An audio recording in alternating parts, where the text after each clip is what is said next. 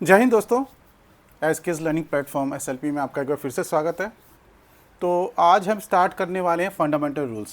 तो fundamental rules में मैं स्टार्टिंग से जो इसके रूल्स हैं उससे नहीं स्टार्ट करूँगा। मैं पॉइंट मतलब चैप्टर वाइज लूँगा मैं, जो रिलेवेंट चैप्टर्स है पहले, फिर उसके बाद हम स्टार्टिंग में आएंगे। तो पहले क्योंकि हमने सी रूल कर लिया है तो उसके रिलेटेड जो यहाँ पे FR रूल्स है वो है डिसमिसल, रिमूवल एंड सस्पेंशन, जो FR 52 से लेकर FR 55 तक है। तो आज के सेशन में हम डिसमिसल, रिमूवल एंड सस्पेंशन का FR देखेंगे, फंडामेंटल रूल्स देखेंगे, और साथ में उसके जो गवर्नमेंट ऑफ इंडिया डिसीजंस हैं जिसको हम GIDs शॉर्ट में बोलते हैं उनको देखेंगे। फिर हम धीरे धीरे बाकी चैप्टर्स पे आएंगे। बाकी चैप्टर जैसे कि एक्सटेंट ऑफ एप्लीकेशन, जिसके अंदर ये बताया गया कि ये किसके ऊपर एप्लीकेबल होता है।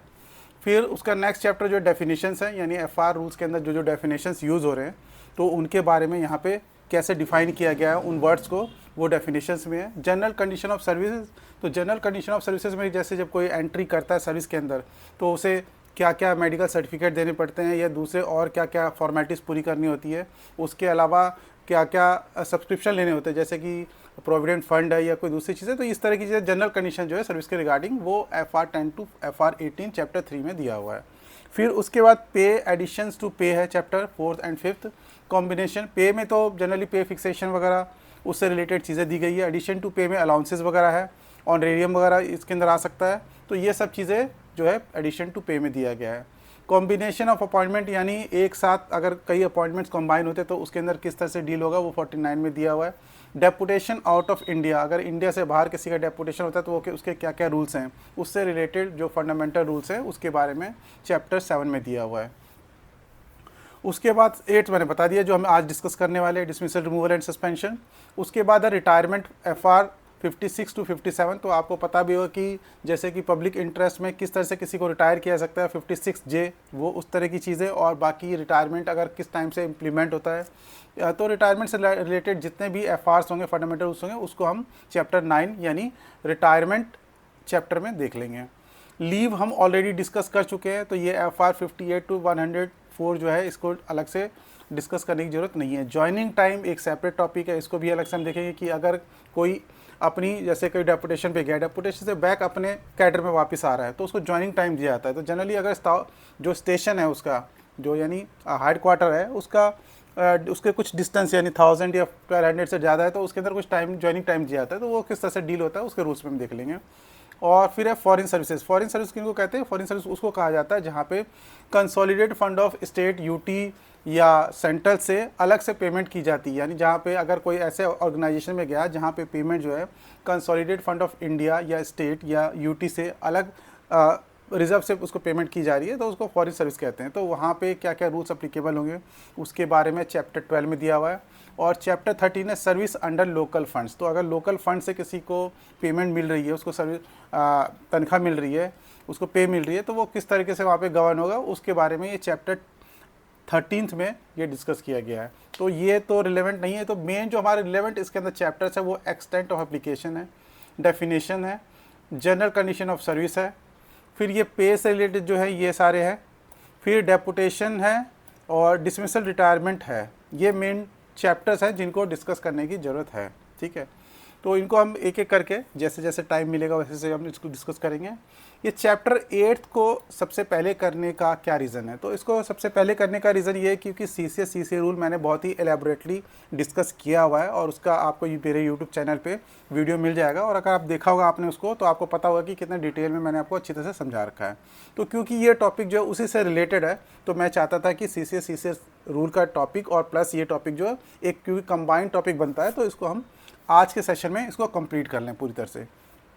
तो इसीलिए इसको हम आज डिस्कस करने वाले हैं। ठीक है, बाकी चैप्टर्स जैसे कि एक्सटेंड ऑफ एप्लीकेशन और ये जो मेन 3 और चैप्टर्स हैं इसको हम एक एक करके ले लेंगे। पे, एडिशन टू पे और ये जितना भी पे से रिलेटेड है क्योंकि अभी नया पे कमीशन आने वाला है और उसके अंदर मुझे संभावना है कि ये जो इसके रूल्स होंगे वो चेंज होंगे, उनमें सब्सटैंशियल चेंज आएगा। तो इसको मैं अभी फ़िलहाल के लिए नहीं लूँगा, बाद में देखते हैं। इसका एक बार पे कमीशन आ जाता है तो 8 पे कमीशन के बाद देखते हैं कि इसके अंदर क्या चेंजेस आते हैं, उसके बाद इसको हम डिस्कस करेंगे। लेकिन बाकी चैप्टर जैसे फर्स्ट, सेकंड, थर्ड और आपका डेपुटेशन, डिसमिसल आज मैं डिस्कस कर रहा हूँ, रिटायरमेंट इसको भी डिस्कस करूँगा मैं, फॉरेन सर्विस भी डिस्कस करेंगे। तो ये सारे टॉपिक जो है इसको हम पहले कर लेंगे। जब ये टॉपिक्स कंप्लीट हो जाएंगे तो उसके बाद हम सप्लीमेंट्री रूल्स पे भी आएंगे, और सप्लीमेंट्री रूल्स में जो जो मेन टॉपिक है जिसके अंदर से एग्जाम में SOLDC एग्जाम में क्वेश्चंस पूछे जाते हैं उसके को भी हम टच करेंगे, उसको भी हम डिस्कस करेंगे। ठीक है, तो ये हमारा स्कोप रहेगा फंडामेंटल रूल्स का। तो ये सारे टॉपिक है जिनको हम डिस्कस करेंगे वन बाय वन। तो आज का टॉपिक हम स्टार्ट करते हैं, जो कि है हमारा chapter 8 dismissal, removal and suspension. ठीक है, तो ये चैप्टर 8 है। इसके अंदर FR 52 से 55 तक दिया हुआ है, और बेसिकली ये बताता कि अगर किसी को सस्पेंड किया गया, ठीक है, या किसी को डिसमिस कर दिया गया, सर्विस से रिमूव कर दिया गया, तो उसके पे एंड अलाउंसेस कैसे दिए जाएंगे, उसको कैसे, उसको क्या, उसको सब्सिस्टेंस अलाउंस जिसे कहते हैं, सब्सिस्टेंस मतलब गुजारा भत्ता, वो कितना मिलेगा, कौन डिसाइड कर सकता है, कैसे उसको बढ़ाया जा सकता है या घटाया जा सकता है, इसके बारे में ब्रॉडली यहाँ पे इस चैप्टर के अंदर डिस्कस किया गया है। ठीक है, तो इस चैप्टर को हम आज कंप्लीट करने वाले हैं। तो सबसे पहला फंडामेंटल रूल है फंडामेंटल रूल 52, सेसेशन ऑफ पे एंड अलाउंसेस ऑफ डिसमिस्ड और रिमूव्ड गवर्नमेंट सर्वेंट। अगर किसी गवर्नमेंट सर्वेंट को डिसमिस कर दिया गया, आपको पता होगा कि CC रूल आपने पढ़ा होगा, तो कि मेजर पेनल्टी में डिसमिसल रिमूवल आता है। तो अगर किसी के ऊपर मेजर पेनल्टी इम्पोज की गई और उसको यानी नौकरी से निकाल दिया गया, ठीक है, तो उस केस में उसके पे एंड अलाउंसेस का क्या होगा, कब से वो बंद हो जाएंगे, इसके बारे में ये फंडामेंटल रूल जो है 52 ये बताता है। तो ये कहता है कि the pay and allowances of A government servant who is dismissed और रिमूव्ड फ्रॉम सर्विस सीज मतलब खत्म हो जाता है या बंद हो जाता है। तो एक गवर्नमेंट सर्वेंट, उसके पे एंड अलाउंसेस कब बंद हो जाते हैं, अगर उसको डिसमिस या रिमूव कर दिया सर्विस से, तो वो ये कहते हैं कि from the date of such dismissal और रिमूवल। तो जिस डेट से उसको डिसमिस या रिमूव कर दिया गया, उसी डेट से उसके पे एंड अलाउंसेस जो है वो बंद हो जाते हैं। तो यानी जैसे मैंने एग्जांपल के तौर पर यहाँ पे एक स्टेटमेंट लिख दिया है कि अगर किसी गवर्नमेंट सर्वेंट को 10 अप्रैल 2026 से निकाल दिया गया या डिसमिस कर दिया या रिमूव कर दिया गया, तो उस केस में 10/4/2026 से ही उसके पे एंड अलाउंसेस जो है वो सारे बंद हो जाते हैं, उसके लिए वो एंटाइटल्ड नहीं रहता है। ठीक है, तो सिंपल सा FR है आपका, फंडामेंटल रूल है, तो इसके अंदर ज़्यादा कोई टेक्निकल चीज़ नहीं है। नेक्स्ट पे आते हैं। नेक्स्ट है आपका fundamental rule 53, entitlement of payment of A government servant under suspension और डीम्ड सस्पेंशन।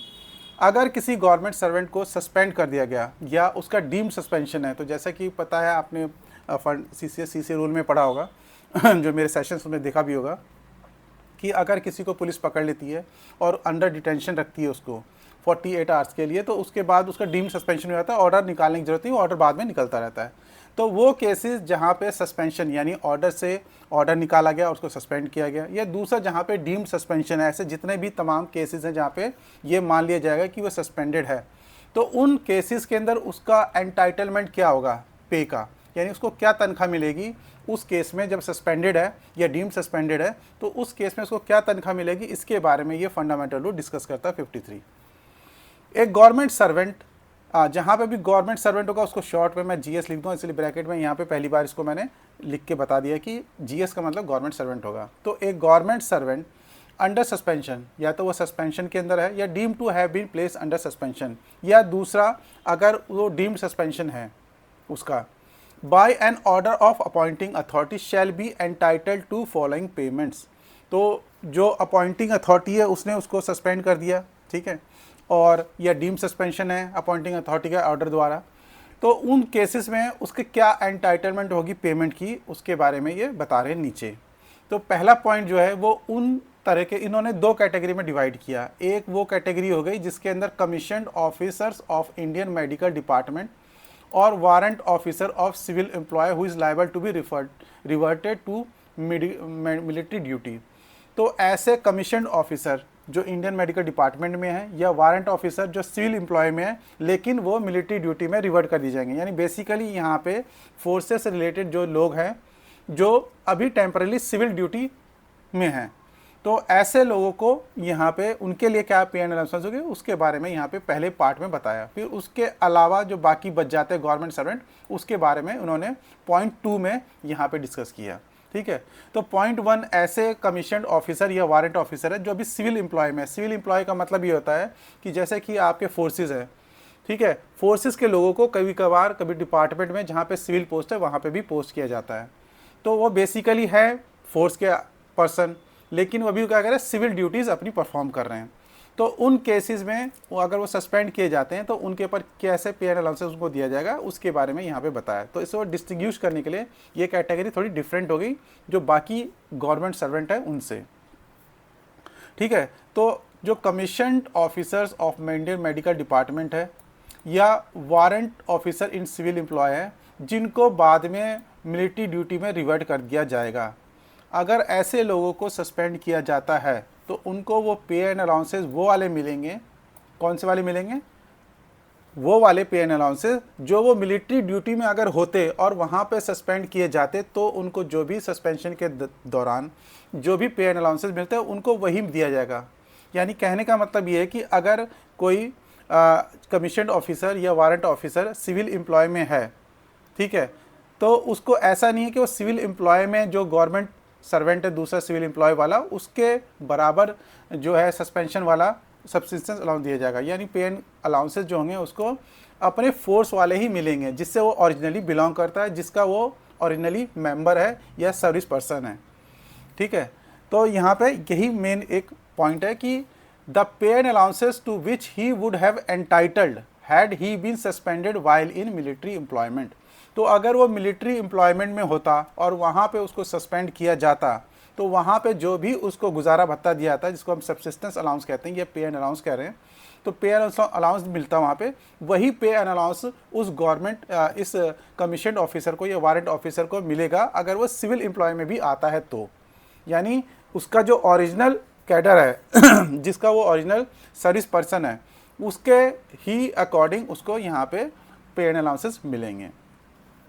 अब इसके अलावा जो दूसरी कैटेगरी होगी तो ये तो होगा एक कैटेगरी उन्होंने डिफाइन कर दी जो कमीशन्ड ऑफिसर्स की और वारंट ऑफिसर्स की हो गई जो सिविल एम्प्लॉय में थे और जिनको बाद में मिलिट्री ड्यूटी में रिवर्ट कर दिया जाना है।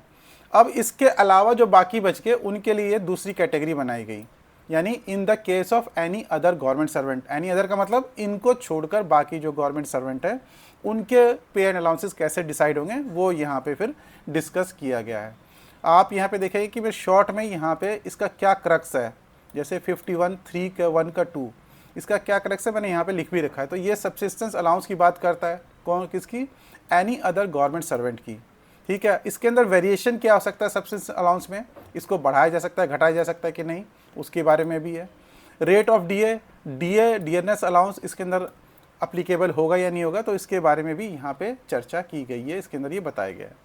तो सबसे पहले क्या कहते हैं, वो कह रहे हैं कि a subsistence allowance at an amount equal to leave salary which the government servant would have drawn if he had been leave on half average pay और half pay and in addition DNS allowance if admissible on the basis of such leave salary. तो सबसे पहले अगर कोई suspended है या deem suspended है तो उसको क्या मिलेगा? सब्सिस्टेंस अलाउंस जो किसके बराबर होगा? हाफ पे लीव सैलरी के बराबर होगा। ठीक है, लीव सैलरी क्या होती है? जब कोई छुट्टी पे जाता है तो उसको जो सैलरी मिलती है उसको लीव सैलरी बोलते हैं। और हाफ एवरेज पे और हाफ पे का मतलब ये या तो हाफ पे या एवरेज पे क्यों बोल रहे हैं यहाँ पे? एवरेज पे इसलिए बोल रहे हैं कि मान लो किसी का प्रमोशन हो गया, 15 दिन उसको अपने जो पहले वाला पोस्ट था उसकी सैलरी मिली और 15 दिन बाद उसको बाद वाले की मिली, तो उसका एवरेज लेके हाफ एवरेज पे लिया गया। लेकिन अदरवाइज अगर एक ही पोस्ट पे रहता है तो उसका हाफ जो होगा वो क्योंकि कम ज़्यादा नहीं होगा तो इसलिए उस केस पे हाफ पे। तो ये क्योंकि जो बेनिफिशियल होता है उसके अकॉर्डिंग उसको यहाँ पे दिया जाता है, तो इसलिए हाफ एवरेज पे या हाफ पे उसको मिलेगा। उसके साथ साथ इन एडिशन उसको उस सब्सिस्टेंस अलाउंस पे यानी जो हाफ पे है उसके ऊपर डीए भी मिलेगा। तो ये जो चीज़ें हैं अगर सस्पेंडेड कोई गवर्नमेंट सर्वेंट है उसको इतना मिलना चाहिए या सब्सिस्टेंस अलाउंस इतने का उसको अलाउड है, प्रोवाइडेड दैट। तो ये जो प्रोवाइडेड दैट है ये मैंने पहले भी एक्सप्लेन किया है अपने कई रूल्स के अंदर कि प्रोवाइडेड एक प्रोवाइज़ो होता है। प्रोवाइज़ो का मतलब क्या होता है कि जनरल कंडीशन तो ये है जो हमने यहाँ पे देखा, लेकिन प्रोवाइज़ो क्या है? एक एक्सेप्शनल कंडीशन है। प्रोवाइडेड दैट मतलब ये एक एक्सेप्शन है, ये ऊपर बात बताएगी उसका एक एक्सेप्शन यहाँ पे बताया गया है। तो एक्सेप्शन क्या है? यानी ये एक कुछ रेयर केसेस हो सकता है जिसके अंदर ये भी अप्लीकेबल होगा। Provided that where the period of suspension exceed 3 months. लेकिन वो केसेस जहाँ पे पीरियड ऑफ सस्पेंशन, अब डीम्ड सस्पेंशन या सस्पेंशन है तो ऑब्वियसली एक पीरियड तक के लिए होगा। जनरली जो सस्पेंशन के ऑर्डर होते हैं वो 3 महीने तक के लिए किए जाते हैं, और उससे पहले उसका जो भी सब्सिस्टेंस अलाउंस है उसको रिव्यू किया जाता है, और उसके सस्पेंशन को भी रिव्यू किया जाता है कि आगे फर्दर सस्पेंड रखने की ज़रूरत है कि नहीं है। तो जनरली प्रिंसिपल ये होता है कि किसी को भी कम से कम सस्पेंड रखना है, या अगर ज़रूरत नहीं पड़ी तो उसको सस्पेंड नहीं करना है, ठीक है। क्योंकि सबसे सस्पेंशन का बेसिकली एक लायबिलिटी गवर्नमेंट के ऊपर है, क्योंकि उस बंदे को काम कराए बिना या उस गवर्नमेंट सर्वेंट से काम कराए बिना उसको आधी सैलरी तो देनी पड़ती है। तो इसलिए गवर्नमेंट का ये मतलब ये ध्यान रखती है कि कम से कम सस्पेंड करना पड़े, ठीक है। तो यहाँ पे प्रोवाइजो ये कह रहा है कि अगर बाई चांस, ये तो मेन पॉलिसी ये है कि भाई 3 महीने से ज़्यादा सस्पेंड ना करना पड़े, लेकिन बाई चांस अगर उसके बावजूद भी उसको सस्पेंड रखना पड़ रहा है, यानी जहाँ पे पीरियड ऑफ सस्पेंशन जो है वो 3 महीने से ज़्यादा हो जाता है, तो उस केस में क्या होगा, द अथॉरिटी विच मेड और is deemed to have made the order of suspension shall be competent to vary the amount of subsistence allowance for any period subsequent to the period of first 3 months as follows. तो जिस authority ने पहला suspension order किया था या deem suspension का order किया था वही कॉम्पिटेंट है। पहली बार तो कॉम्पिटेंसी किसकी है, उसी अथॉरिटी की कॉम्पिटेंसी है। वो दोबारा से फर्दर आगे 3 महीने के जो है आगे का ऑर्डर करना चाहे तो वो ऑर्डर कर सकता है कि उसको क्या पे एंड अलाउंस मिलेगा या क्या सब्सिस्टेंस अलाउंस मिलेगा, ठीक है। और मिलेगा कैसे वो उसके बारे में बता रहे। The amount of subsistence allowance may be increase, तो ये हो सकता है उस गवर्नमेंट सर्वेंट का जो भी गुजारा भत्ता है जिसको हम सब्सिस्टेंस अलाउंस कहते हैं उसको बढ़ा दिया जाए। अब कैसे बढ़ाया जा सकता है, by a suitable amount not exceeding 50% of the subsistence allowance. तो इसका मतलब जैसे फिर एक एग्जांपल से मैं समझाने की कोशिश करता हूँ कि मान लिया किसी की सैलरी 200 रुपये है, ठीक है, तो उसका आधा 100 रुपये उसको सब्सिस्टेंस अलाउंस मिल रहा है जब वो सस्पेंडेड है, तो 100 रुपये सब्सिस्टेंस अलाउंस पे उसको बढ़ाया जा सकता है कितना, उसका 50% बढ़ाया जा सकता है। तो 100 रुपये का 50% हुआ 50, तो उसका मैक्सिमम 150 किया जा सकता है, यानी सब्सिस्टेंस अलाउंस जितना भी है उसका 50% बढ़ाया जा सकता है। तो यानी उसको 50% मिल रहा है तो 50% उस पर और बढ़ाया जा सकता है। तो 100 रुपये अगर एग्जांपल के तौर पे जो मैंने बताया कि 200 सैलरी थी, 100 रुपये उसको सब्सिस्टेंस अलाउंस मिल रहा है, तो 50% 100 रुपये का और बढ़ाया जा सकता है, यानी 150 तक मैक्सिमम किया जा सकता है। उसी तरह से उसको घटाया भी जा सकता है। 2 में ये कह रहा है कि इसी तरह से उसको रिड्यूस भी कह सकता है। रिड्यूस कितना हो सकता है, 50%, यानी 100 रुपये का 50% यानी 50 माइनस हो के 50 भी किया सकता है। तो 100 रुपये का जो गुजारा भत्ता है वो अगर उसके कंडक्ट सही है तो कंडक्ट भी देखा जाना चाहिए। इसके अंदर लिखा हुआ है, मैं अभी बताता हूँ आपको कि कंडक्ट के बेसिस पे 50% या तो इंक्रीज़ किया सकता है या 50% डिक्रीज़ किया सकता है, दोनों ही केसेस हो सकते हैं। तो यहाँ पे जैसे कि फर्स्ट में लिखा हुआ था कि the amount of subsistence allowance may be increased by a suitable amount not exceeding 50%, यानी मैक्सिमम जितना बढ़ाया जा सकता है वो है 50%। सब्सिस्टेंस अलाउंस का 50% ही और फर्दर इंक्रीज किया जा सकता है। Admissible during the period of first 3 months if in the opinion of the said authority, तो अगर कॉम्पिटेंट अथॉरिटी ये मानती है, उसका ओपिनियन है, the period of suspension has been prolonged for the reason to be recorded in writing not directly attributable to the government servant, कि जो suspension period है वो जो इंक्रीज़ हुआ है वो इंक्रीज़ इस वजह से हुआ है जो वजह जो है गवर्नमेंट सर्वेंट को हम नहीं दोषी ठहरा जा सकता। यानी कहने का मतलब ये है कि अगर जो सस्पेंशन पीरियड है वो 3 महीने से ज़्यादा बढ़ता है और वो जो बढ़ा है टाइम, ये वो उसका रीज़न गवर्नमेंट सर्वेंट नहीं है, जो गवर्नमेंट सर्वेंट है उसके ऊपर उस रीज़न को एट्रीब्यूट नहीं किया सकता, यानी उसका दोष उस गवर्नमेंट सर्वेंट को अगर नहीं दिया सकता। और ये जो अथॉरिटी है वो ये बात मानती है, अथॉरिटी यानी ये मानती है कि जो ये प्रोलॉन्ग हुआ है, यानी ये जो सस्पेंशन पीरियड बढ़ा है, इसका कारण गवर्नमेंट सर्वेंट नहीं है, उसका कोई कंडक्ट नहीं है, तो उस केस में इस सब्सिस्टेंस अलाउंस को 50% और इंक्रीज़ किया सकता है। यानी कहने का मतलब ये है कि जो पहले 50% था वो 75% तक पहुंच सकता है टोटल सैलरी का।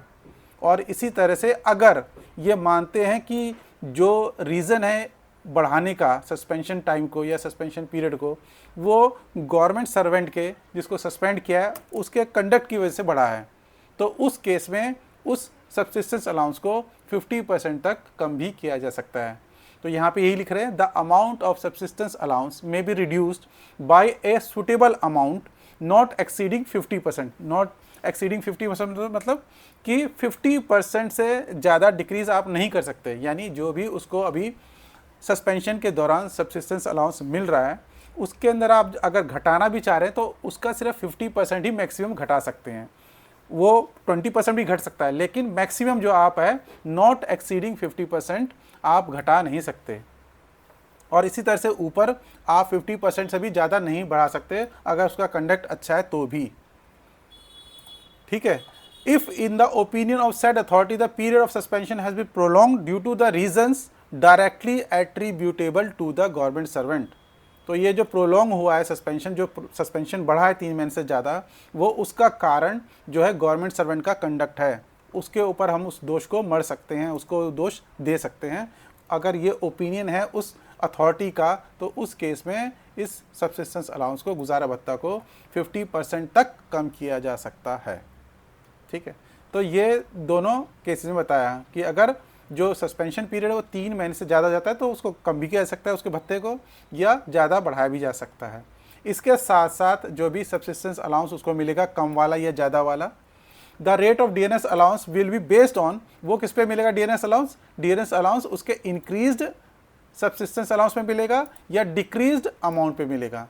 तो जब उसका यहाँ पे बढ़ाया जा रहा है, यानी वो हमारे एग्जाम्पल के अंदर जैसे मैंने बताया था कि 100 रुपये उसको अगर मिल रहा था गुजारा भत्ता, 50 रुपये अगर उस पर और बढ़ाया गया तो 150 रुपये पे उसको डीए मिलेगा। और अगर घटाया गया 100 रुपये में से 50% माइनस किया, यानी 50 माइनस कर दे तो 50 रुपीज़ पे फिर उसको मिलेगा गुजारा भत्ता। यानी जो भी इंक्रीज अमाउंट है या डिक्रीज अमाउंट है उस पे ही डीएनएस अलाउंस को कैलकुलेट किया जाएगा। ये जो है थर्ड पॉइंट इसका ये कहता है। ठीक है। तो ये बेसिकली यहाँ पे इन्होंने ये बताया। अब उसके बाद फिर अब आगे जो पॉइंट बी है इसके अंदर अब बात कर रहे हैं कंपनसेटरी अलाउंसेस की। अब क्योंकि कोई गवर्नमेंट सर्वेंट है, ड्यूटी कर रहा है, तो उसको पहले कोई कंपनसेटरी अलाउंस भी मिलता होगा। ठीक है। तो वो जो कंपनसेटरी अलाउंस है उसको मिलेगा नहीं मिलेगा उसके बारे में यहाँ पे बताया गया है। तो any other compensatory allowance admissible from time to time on the basis of pay, अगर पे के बेसिस पे अगर कोई भी कंपनसेटरी अलाउंस उस गवर्नमेंट सर्वेंट को मिल रहा था, of which he was in receipt on the date of suspension, यानी सस्पेंशन के टाइम पे अगर उसको मिल रहा था तो वो उसको दिया जाएगा, यानी वो उसको मिलता रहेगा, subject to the fulfilment of conditions other conditions laid down for the drawal of such allowances. तो ये कंपनसेटरी अलाउंसेस के अगर जो भी कंडीशंस हैं अगर उसको वो फुलफिल करता है और सस्पेंशन के टाइम पे उसे मिल रहा था तो वो उसको मिलता रहेगा। ठीक है। उसमें अंदर कोई चेंज नहीं आएगा। उसके बाद 53 का 2 आ जाता है। वो कहता है कि यहाँ पे बताया कि नॉन एम्प्लॉयमेंट सर्टिफिकेट मैंडेटरी होगा। अब किसी को सस्पेंड किया गया, अब सस्पेंड किया गया, अब पता चले कि वो कहीं और जॉब कर रहा है और वहाँ से वो कमाई कर रहा है, यानी अर्निंग कर रहा है, तो उस केस में एक नॉन एम्प्लॉयमेंट सर्टिफिकेट की भी देने की ज़रूरत पड़ती है, तभी सब्सिस्टेंस अलाउंस मिलता है। तो no payment under sub rule 1, जो अब सब रूल 1 हमने ये डिस्कस किया, इसको सब रूल 1 बोलते हैं। FR हो गया ये, इसका ये सब रूल 1 है, इसका ये सब रूल 2 है। ठीक है। तो no payment under sub rule 1 shell be made unless the government servant furnishes A certificate that he is not engage in any other employment, business, profession और वोकेशन। तो ये जो सब्सिस्टेंस अलाउंस है, गुजारा भत्ता, उसको तभी दिया जाएगा जब वो एक सर्टिफिकेट देता है कि वो कहीं और पे एम्प्लॉयड नहीं है, किसी तरह के एम्प्लॉयमेंट, बिजनेस, प्रोफेशन या वोकेशन किसी तरह के भी के काम में इन्वॉल्व नहीं है जहाँ से वो अर्निंग कर रहा है। तो इस तरीके का सर्टिफिकेट ये मैंडेटरी है। मैंडेटरी क्यों है? क्योंकि लिखा है shall be made, no payment shall be made unless government servant furnishes a certificate. तो ये मैंडेटरी है। शैल का मतलब मैंडेटरी होता है लीगल लैंग्वेज में, कि वो मैंडेटरी है, ये देना ही पड़ेगा। इसका प्रोवाइजो है प्रोवाइडेड दैट। तो प्रोवाइजो क्या कहता है? उन केसेस के अंदर जहाँ पे उसको डिसमिस किया गया या रिमूव किया गया या कंपलसरी रिटायर किया है, तो उस केसेस में उसको कुछ यानी रिलैक्सेशन दी गई है। तो वो क्या रिलैक्सेशन है वो बता रहा है। In the case of government servant dismissed, removed और compulsory retired from service who is deemed to have been placed on to continue to be under suspension from the date of such dismissal or removal or compulsory retirement under Rule 12(3) और 12(4) of CCS CCA Rule 1957। देखिए, जो CCS CCA Rule 1957 था वो पुराना वाला था। ठीक है। उसके बाद जो नया रूल आया वो 1965 का आया और उसके अंदर ये दोनों चेंज हो गए। ये रूल 10 का 3 सब रूल 3 और 10 का सब रूल 4 ये इसमें चेंज हो गया। तो यानी बेसिकली ये कहता है कि जिसको डिसमिस किया गया या रिमूव किया गया, कंपल्सरी रिटायर किया गया सर्विस में से, तो उसको उस डेट से ये माना जाएगा कि वो सस्पेंशन में है। ये इतनी सी बात है इसके अंदर। ये मैंने यहाँ पे नीचे इस रूल को लिख भी दिया है, जिसको आप देख सकते हैं अगर पढ़ना चाहे तो। यहाँ पे लिखा है where a penalty of dismissal, removal और compulsory retirement from service imposed upon a government servant under suspension is set aside in appeal or review under these rules and case is remitted for further inquiry with other directions, the order of his suspension shall be deemed to have been continued on force on and from the date of original order of dismissal, removal or compulsory retirement shall remain in force until further order। तो अगर कोई government servant उसको क्या नाम है suspend किया गया था, सस्पेंड करने के बाद उसको क्या नाम है जो है अपील में उसको डिसमिस कर दिया गया और रिमूव कर दिया गया, कंपल्सरी रिटायर कर दिया गया। अगर वो अपील के अंदर वो उसको सेट असाइड कर दिया था, उसका जो भी डिसमिसल था या रिमूवल था या कंपल्सरी रिटायरमेंट था, और केस को फर्दर क्या करता है कि भाई फर्दर इंक्वायरी के लिए भेजते हैं अगर डिसिप्लिनरी अथॉरिटी के पास।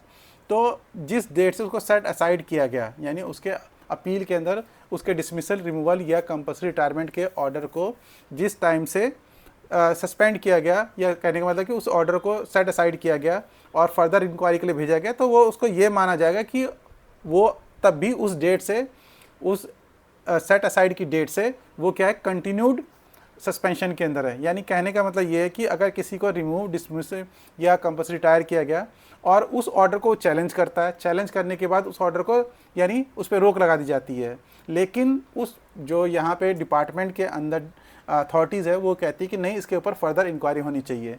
तो जब तक वो फर्दर इंक्वायरी नहीं हो जाती, जब तक वो पूरा मैटर सॉर्ट आउट नहीं होता, उसको सस्पेंडेड ही माना जाएगा। इसको डीम्ड सस्पेंशन कहते हैं। तो इसी तरह से वो कह रहा है कि where a penalty of dismissal, removal और compulsory retirement from service impose upon a government servant set aside और declared rendered void in consideration of decision of the court of law. इसी तरह से अगर कोई कोर्ट ऑफ लॉ, कोर्ट में गया वो और कोर्ट ने उसका जो भी ऑर्डर था उसको बोला कि इसको भी हम सस्पेंड कर रहे हैं, या इस ऑर्डर को हम क्या कर रहे हैं, सेट असाइड कर रहे हैं, इसको हम अभी इम्प्लीमेंट नहीं कर रहे। तो जब तक डिसिप्लिनरी अथॉरिटी वो फर्दर डिसीजन ले नहीं लेती है और उसकी जो फर्दर इंक्वायरी अगर वो करना चाहती है, तो फर्दर इंक्वायरी जब तक कंप्लीट नहीं होती तब तक वो सस्पेंडेड रहेगा, उसको डीम्ड सस्पेंशन। तो ये दोनों जो 3 और 4 है, दोनों केसेस के अंदर या तो उसका जो भी डिसमिसल, रिमूवल और कंपल्सरी रिटायरमेंट का ऑर्डर था उसको अपीलेट अथॉरिटी ने या रिव्यूइंग अथॉरिटी ने उसको सेट असाइड कर दिया, या उसको कोर्ट ऑफ लॉ ने सेट असाइड कर दिया। दोनों ही केसेस के अंदर अगर फर्दर इंक्वायरी करी जानी है, अगर डिसिप्लिनरी अथॉरिटी चाह रही कि फर्दर इंक्वायरी उसके अंदर करने की ज़रूरत है, तो जब तक वो फर्दर इंक्वायरी नहीं हो जाती, पूरी तरह से वो कंप्लीट नहीं हो जाता, तब तक वो गवर्नमेंट सर्वेंट जो है डीम्ड सस्पेंशन में रहेगा। ये दोनों पॉइंट ये कहते हैं, ठीक है। तो डिटेल के अंदर अगर इसको रूल 10 को आप देखना चाहते हैं तो मेरे यूट्यूब चैनल पे जाके इस रूल का जो है वहाँ पे डिटेल वर्जन देख सकते हैं, ठीक है। तो चलिए वापस हम आ जाते हैं अपने पॉइंट पे, जो ये पॉइंट कहना चाहता है प्रोवाइजो क्या कहना चाहता है। प्रोवाइजो ये कहता है कि अगर यानी डिसमिसल, रिमूवल, कंपल्सरी रिटायरमेंट के केस में अगर किसी गवर्नमेंट सर्वेंट के ऑर्डर को सेट असाइड किया गया, चाहे उसे अपीलेट अथॉरिटी ने किया या रिव्यूइंग अथॉरिटी ने किया या कोर्ट ऑफ लॉ ने किया, और उस केस में अगर वो फेल हो जाता है ये एम्प्लॉयमेंट का सर्टिफिकेट देने के लिए, ठीक है, तो उस केस में क्या है, तो यहाँ पे थोड़ा सा उसको बचाव मिली हुई है। क्या तो क्या होगा, he shall be entitled to subsistence allowance and other allowances equal to. देखिए इसके अंदर तो मैंडेटरी, अगर किसी को सस्पेंड किया गया तो सस्पेंड करने के बाद ये मैंडेटरी होगा कि वो अपने नॉन एम्प्लॉयमेंट का सर्टिफिकेट लेके आए कि वो कहीं पे भी काम नहीं कर रहा था, ठीक है। सस्पेंशन के दौरान ये तो लाना ही पड़ेगा। लेकिन अगर किसी को गवर्नमेंट सर्वेंट को डिसमिस किया गया, रिमूव किया गया या कंपल्सरी रिटायर किया गया और उसका जो डीम्ड सस्पेंशन चल रहा है, क्यों चल रहा है, क्योंकि कोर्ट ऑफ लॉ ने या अपीलेट अथॉरिटी ने या रिव्यूइंग अथॉरिटी ने उसके इस ऑर्डर को, डिसमिसल के ऑर्डर को या रिमूवल के ऑर्डर को या कंपल्सरी रिटायरमेंट के ऑर्डर को क्या कर दिया, सेट असाइड कर दिया, यानी उसको अब इस पर रोक लगा दी। और डिसिप्लिनरी अथॉरिटी ये चाह रही कि उसके ऊपर फर्दर इंक्वायरी होनी चाहिए गवर्नमेंट सर्वेंट के ऊपर, और जब तक वो इंक्वायरी पूरी नहीं होती तब तक वो डीम्ड सस्पेंशन में रहेगा। इस पीरियड के दौरान, डीम्ड सस्पेंशन के दौरान, अगर वो कहीं पे और काम कर रहा है और वो सर्टिफिकेट नहीं ला पा रहा है, तो उस केस में भी ये उसको सब्सिस्टेंस अलाउंस देने का प्रोविज़न यहाँ पे प्रोवाइजो बताता है, ठीक है। देखिए दोनों केसेस में क्या फ़र्क है, जहाँ पे वो सस्पेंशन में है उस केस में तो वो जॉब में बना हुआ है, लेकिन अगर किसी को आपने डिसमिस कर दिया, रिमूव कर दिया और कंपल्सरी रिटायर कर दिया और बोलते कि नहीं वो कहीं और काम भी नहीं कर सकता, तो ये थोड़ा अनफेयर लगता है। तो इसीलिए ये जो प्रोवाइजो ये कहता है कि ठीक है भाई, किसी को डिसमिस कर दिया गया था, रिमूव कर दिया गया था, उसको कंपल्सरी रिटायर कर दिया गया था और वो कहीं पे वो जॉब कर भी रहा था या जॉब नहीं भी कर रहा था, तो दोनों केसेस में उसको भाई कुछ गुजारा भत्ता देना जरूरी है, ठीक है। तो ये यहाँ पे उसी प्रोविज़न को कहता है। तो उस केस में अगर वो फेल हो जाता है, वो गवर्नमेंट सर्वेंट और सर्टिफिकेट नहीं ला पाता, यानी कि वो कहीं और काम मान लो कर रहा है या वो सर्टिफिकेट नहीं दे पाता है, तो उस केस में उसको गुजारा भत्ता दिया जाएगा। कितना गुजारा भत्ता दिया जाएगा वो यहाँ पे अमाउंट बताया गया है। देखिए, अगर वो बाहर जो अर्न कर रहा था सॉरी अगर जो बाहर वो अर्न कर रहा था वो सब्सिस्टेंस अलाउंस और जो अदर अलाउंसेस हैं उससे कम है, यानी जो हमने ऊपर एग्जांपल लिया था कि वो 200 रुपये कमा रहा था और 200 रुपये कमाने के अलावा उसके अंदर जो हमारा सब्सिस्टेंस अलाउंस मैंने बताया था ऊपर मान लिया था कि 100 रुपये आधा है, हाफ पे सैलरी 100 रुपये है। तो अगर वो बाहर 100 रुपये से कम कमा रहा था, ठीक है, मान लो 75 रुपये कमा रहा था, तो उसको जो फॉल शॉर्ट हो रहा है, फॉल शॉर्ट मतलब जितना कम पड़ रहा है 100 रुपये से, वो उतना अमाउंट और मिल जाएगा। ठीक है, तो यानी अगर बाहर कमा रहा था वो 75 रुपीज़ और उसका subsistence allowance plus other allowances बन रहा है 100 रुपये, तो उसको 25 रुपये और दे दिया जाएगा। तो इसी को लैंग्वेज की फॉर्म में देखते हैं, the amount by which his earning during such period और पीरियड्स एज द केस में be fall short of the amount of subsistence allowance and other allowances. अगर अदर अलाउंसेज और सब्सिस्टेंस अलाउंस को मिलाकर, ठीक है, अर्निंग उसकी जितनी कम पड़ती है, जितना कम है अर्निंग में, ठीक है, उतना उसको दे दिया जाएगा। लेकिन अगर वो बाहर अर्न ज़्यादा कर रहा है, उस केस में क्या होगा, या बराबर कर रहा है, तो ये भी तो हो सकता है ना कि बाहर वो ज़्यादा कमा रहा हो, जो उसको गुजारा भत्ता और अदर अलाउंसेस मिलने चाहिए वो कम थे। यानी अगर एग्जांपल, हमारे एग्जांपल में जैसे, क्योंकि हम ऐसे यानी subsistence allowance plus other allowance बोले 100 रुपये है, तो अगर वो मान लो 120 रुपये कमा रहा है, तो उस केस में क्या होगा, इसको और कुछ नहीं दिया जाएगा। ये सेकंड पार्ट कहता है, where the subsistence allowance and other allowances admissible to him are equal to और less than the amount earn by him. यानी वो जो अर्न कर रहा है वो ज़्यादा कर रहा है और जो उसके सब्सिस्टेंस अलाउंस और बाकी अलाउंसेस वो कम बन रहे हैं, तो उस केस में nothing in this provide shall apply to him, तो उसके ऊपर ये कुछ अप्लाई नहीं होगा और उसको कुछ नहीं दिया जाएगा। तो ये बेसिकली ये आपका जो FR 53 है वो ये कहता है।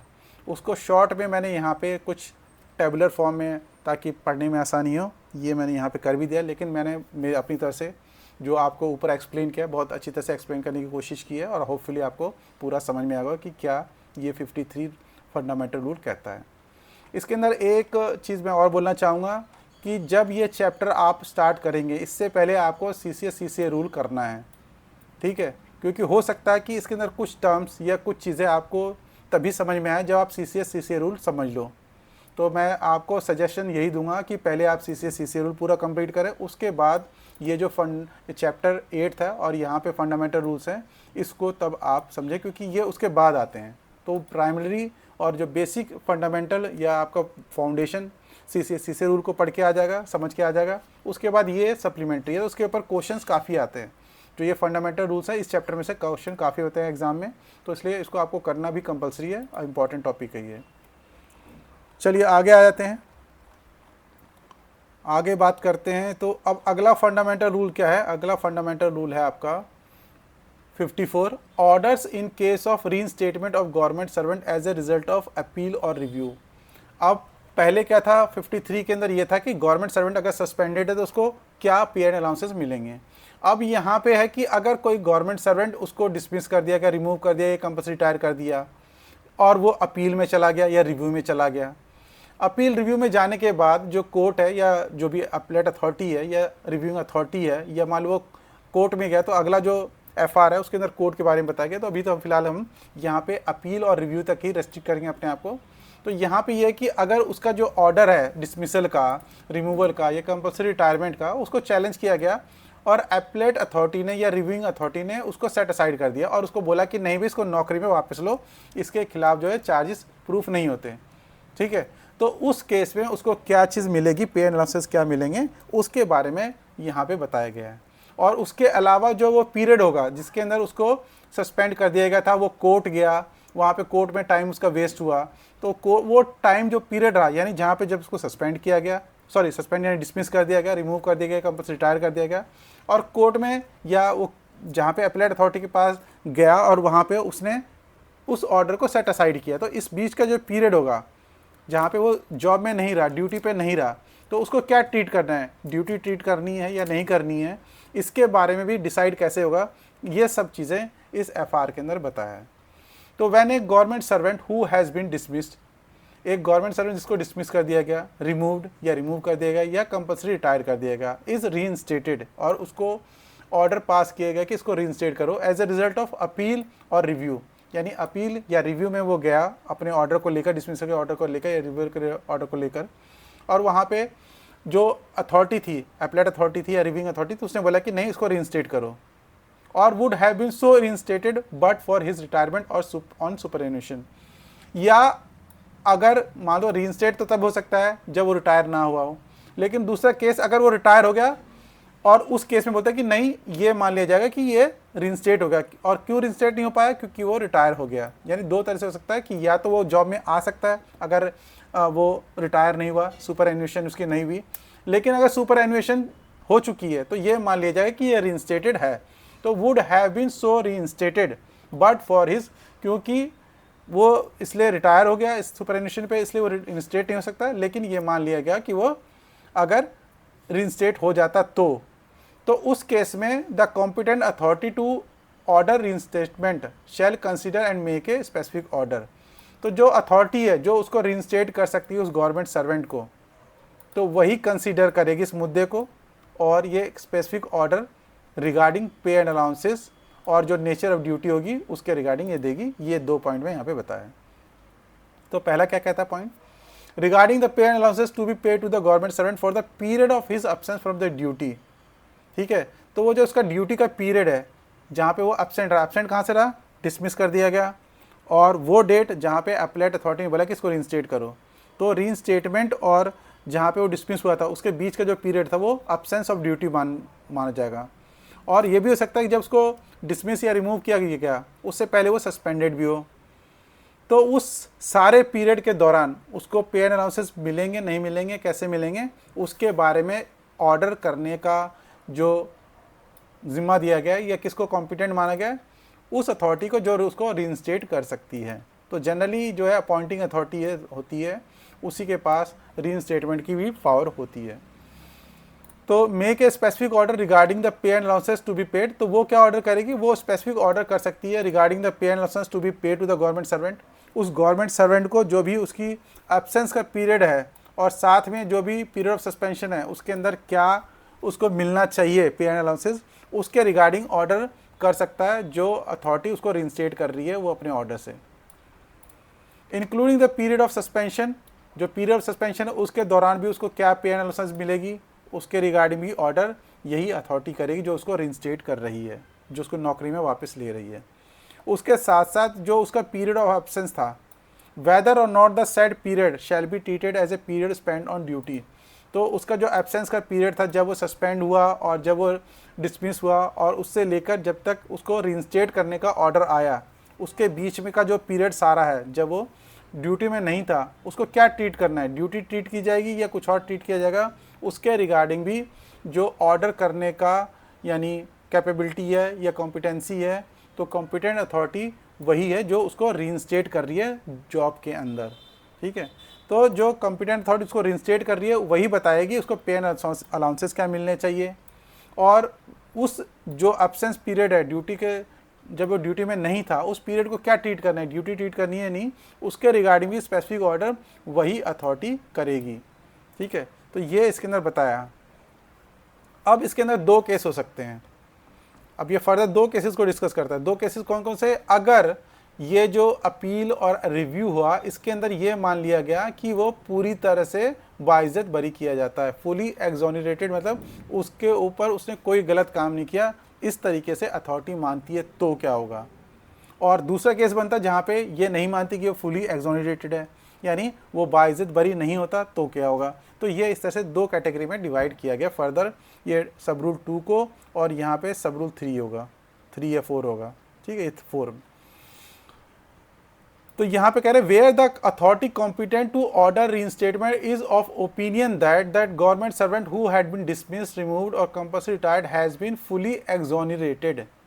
तो जिस अथॉरिटी ने उसको रीइंस्टेट किया जॉब के अंदर, वापस जॉब में लिया, अगर उसका ओपिनियन ये है कि जो गवर्नमेंट सर्वेंट था उसको पूरी तरह से बाइज्जत बरी कर दिया गया, फुली एक्सोनरेटेड, यानी उसके ऊपर कोई भी दाग धब्बा नहीं लगा, तो उस केस में क्या होगा, the government servant shell subject to the provision of sub rule 6 condition for payment of allowances be paid full pay allowances to which he would have been entitled had he not been dismissed, removed or compulsory retired or suspended prior to the such dismissal, removal or compulsory retirement as the case may be।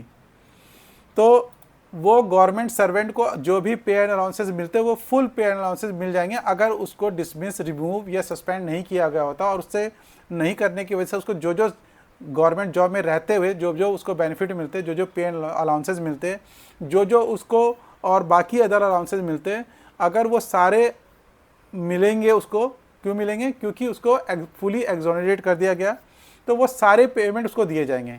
यानी कहने का मतलब ये है कि अगर वो government servant जिसको डिसमिस किया गया था, या बाकी चीज़ें भी आप समझ लिए कि डिसमिस किया गया था, अगर वो गवर्नमेंट जॉब में रहता और उसको जो जो पे एंड अलाउंसेस मिलते हैं तो वो सारे पे एंड अलाउंसेस उसको दिए जाएंगे जब उसको फुली एक्सोनरेट किया जा रहा है किसी भी चार्ज से। तो ठीक है, provided that where such authority is of opinion that the termination of proceedings instituted against the government servant has been delayed due to reason directly attributable to the government servant।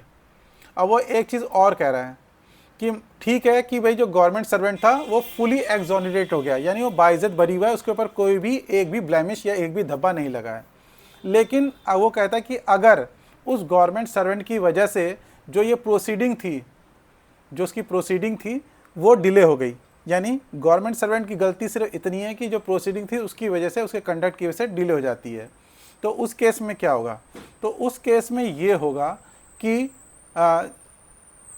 It में तो जो authority है जो रिइंस्टेट कर रही है वो क्या कर सकती है, उसके पे एंड अलाउंसेस को कुछ कम कर सकती है। ठीक है, कम कितना करेगी वो उस पर डिपेंड करता है, लेकिन वो कुछ कम कर सकती है। कुछ कैसे कम कर सकती है, देखो नीचे लिखा हुआ है, इट में after giving him an opportunity to make his representation within 60 days from the date on which the communication in this regard is served upon him and after considering the representation if any submitted by him।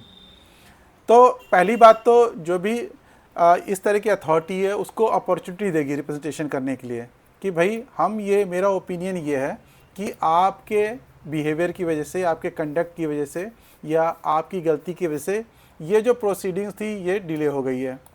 ठीक है, तो आप अगर इसके खिलाफ, मेरे opinion के खिलाफ कुछ बोलना चाहते हैं या आप कुछ रिप्रेजेंट करना चाहते हैं तो 60 डेज़ के अंदर आपको ये देना है। वैसे 60 डेज़ का मैक्सिमम टाइम है, टाइम कितने दिन में रिप्रेजेंटेशन को सबमिट करना है, जवाब को सबमिट करना है, वो उसके अंदर लिखा होगा। जो अपॉर्चुनिटी दी जाएगी, जो लेटर दिया जाएगा उसको, उसके अंदर लिखा होगा कि 5 दिन के अंदर, 10 दिन के अंदर। फर्दर उस टाइम को एक्सटेंड करते हुए आप 60 डेज तक ही सिर्फ उसको फर्दर एक्सटेंशन मिल सकती है। तो अगर उसने मान लो 10 दिन के अंदर अपना जवाब दे दिया, अगर 10 दिन के जवाब देता है तो उस जवाब को कंसिडर करते हुए फिर डिसाइड किया जाएगा कि उसके पे एंड अलाउंसेस को कितना दिया जाए।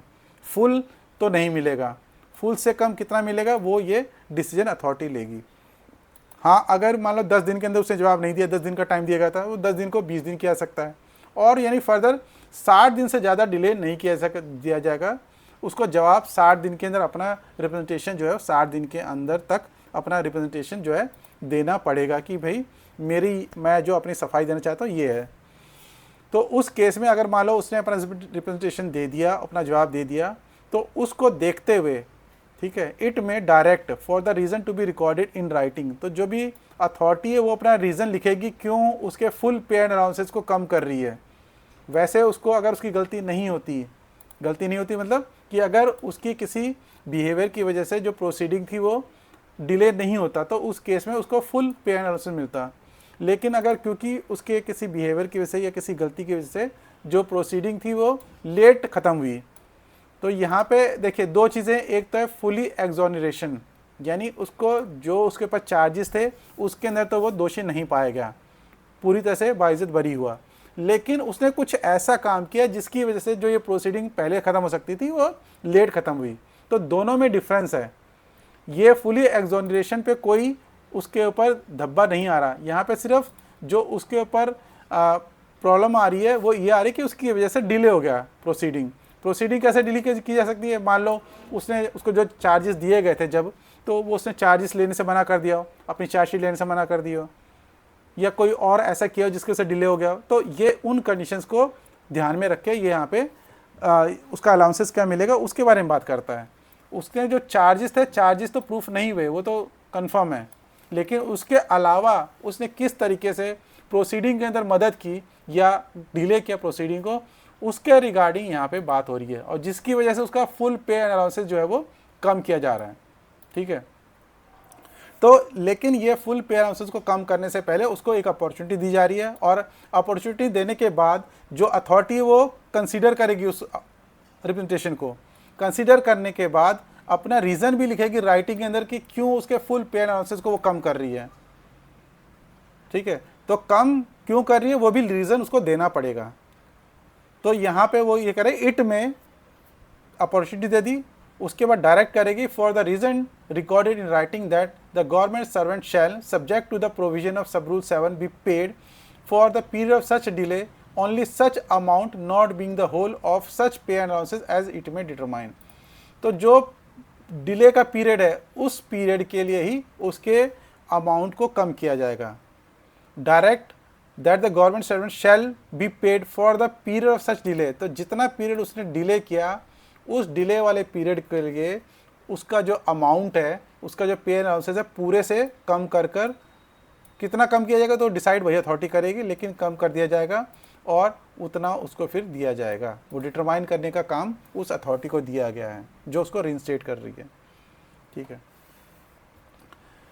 अब ये तो हो गया कि उसको पे एंड अलाउंसेस कितने मिलेंगे अगर वो फुली एक्सोनरेट हो जाता है और उसका कोई गलती होती है, यानी इसके से डिले होता है या नहीं होता है।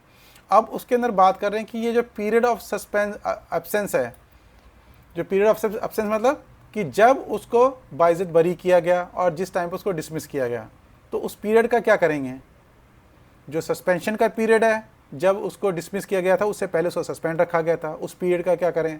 और जब उसको डिसमिस कर दिया गया और वो उसने अपीलेट अथॉरिटी के पास गया या रिव्यूइंग अथॉरिटी के पास गया, उसके अंदर 1 साल लगा, 2 साल लगा, 3 महीने लगे, 6 महीने लगे, जितना भी टाइम लगा उस पीरियड का हम क्या करें, तो उसके बारे में ये सब रूल या FR कहता है। ये FR का सब रूल 3 कहता है। तो ये कहता है the period of absence from duty including the period of suspension preceding dismissal, removal और कंपल्सरी रिटायरमेंट। तो डिसमिसल से पहले, रिमूवल से पहले, कंपल्सरी रिटायरमेंट से पहले जब उसको सस्पेंड रखा गया उस पीरियड को, साथ के साथ जब उसको डिसमिस कर दिया गया, रिमूव कर दिया गया या कंपल्सरी रिटायर कर दिया, और उस पीरियड से लेकर जब उसको रीइंस्टेट करने का ऑर्डर आया उस पीरियड तक, उस पीरियड को, पूरे पीरियड को क्या ट्रीट किया जाएगा, shall be treated as a period spent on duty for all purposes. सारे पर्पजेज के लिए, सारे पर्पजेज का मतलब क्या, सारे जो बेनिफिट्स हैं, चाहे उसके अंदर उसका रिटायरमेंट बेनिफिट हो, GPF हो, और कोई दूसरे बेनिफिट हो, सारे जो उसका रिटायरमेंट अलाउंस हो, ग्रेचुटी अलाउंस हो, जितने भी उसके पर्पसेस है, इंक्रीमेंट हो, सारे पर्पसेस के लिए वो पीरियड स्पेंट ऑन ड्यूटी माना जाएगा। ये किस केस में है, जब उसको फुली एक्सोनरेट कर दिया गया है, अगर उसको बाइज्जत बरी कर दिया गया है तो उस केस में वो जितने पीरियड वो ड्यूटी से बाहर रहा, एब्सेंट रहा, उस पीरियड के लिए भी उसको सब कुछ मिलेगा उसको। ठीक है, in cases other than those covered by sub rule 2। तो ऊपर सब रूल 2 में हमने देखा कि जब उसको पूरी तरह से बाइज्जत बरी कर दिया जाता है तो उस केस में उसको पे एंड अलाउंसेस क्या मिलेगा, और उसको उस ड्यूटी पीरियड को ट्रीट किया जाएगा, उसको ड्यूटी पीरियड ट्रीट किया जाएगा नहीं किया जाएगा, वो हमने यहाँ पे सब रूल 3 में देखा। अब वो कहता है कि इसके अलावा भी क्या हो सकता है कि अगर किसी गवर्नमेंट सर्वेंट को पूरी तरह से बाइज्जत बरी नहीं किया गया तो उस केस में उसको क्या पे एंड अलाउंसेस मिलेंगे, अब उसकी बात आ जाती है।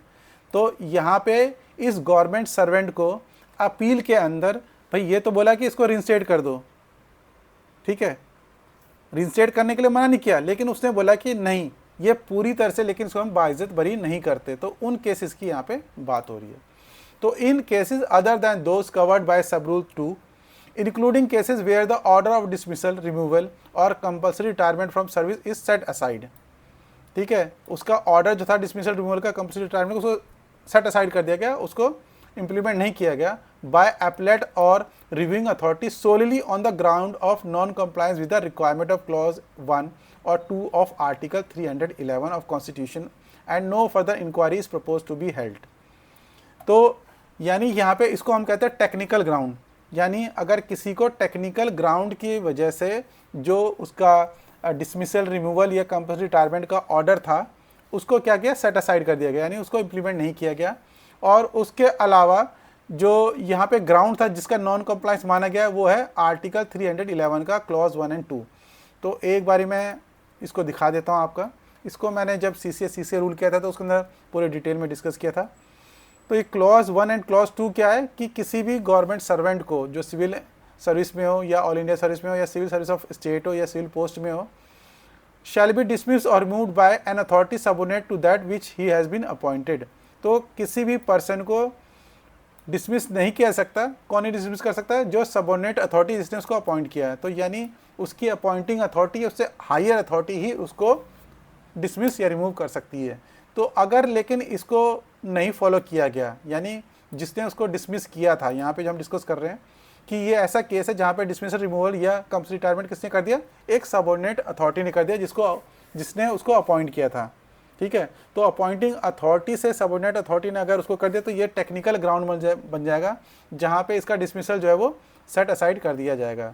तो एक तो ये हो गया। दूसरा जो क्लॉज है वो ये कहता है कि किसी भी गवर्नमेंट सर्वेंट को आप डिसमिस, रिमूव या रिड्यूस नहीं कर सकते रैंक के अंदर जब तक आप इंक्वायरी ना कर लो, जब तक उसके चार्जेस उसको ना बता दो, जब तक उसको रिजनेबल अपॉर्चुनिटी ना दे दो सुनने के लिए। ठीक है, ये मोटे मोटे जो है ये कॉन्स्टिट्यूशन का प्रोविजन है, जिसको वायलेट करेंगे तो जो ऑर्डर होगा उसका डिसमिसल का, रिमूवल का, वो है उसको खारिज कर दिया जाएगा या वो किसी भी काम में नहीं ला सकता।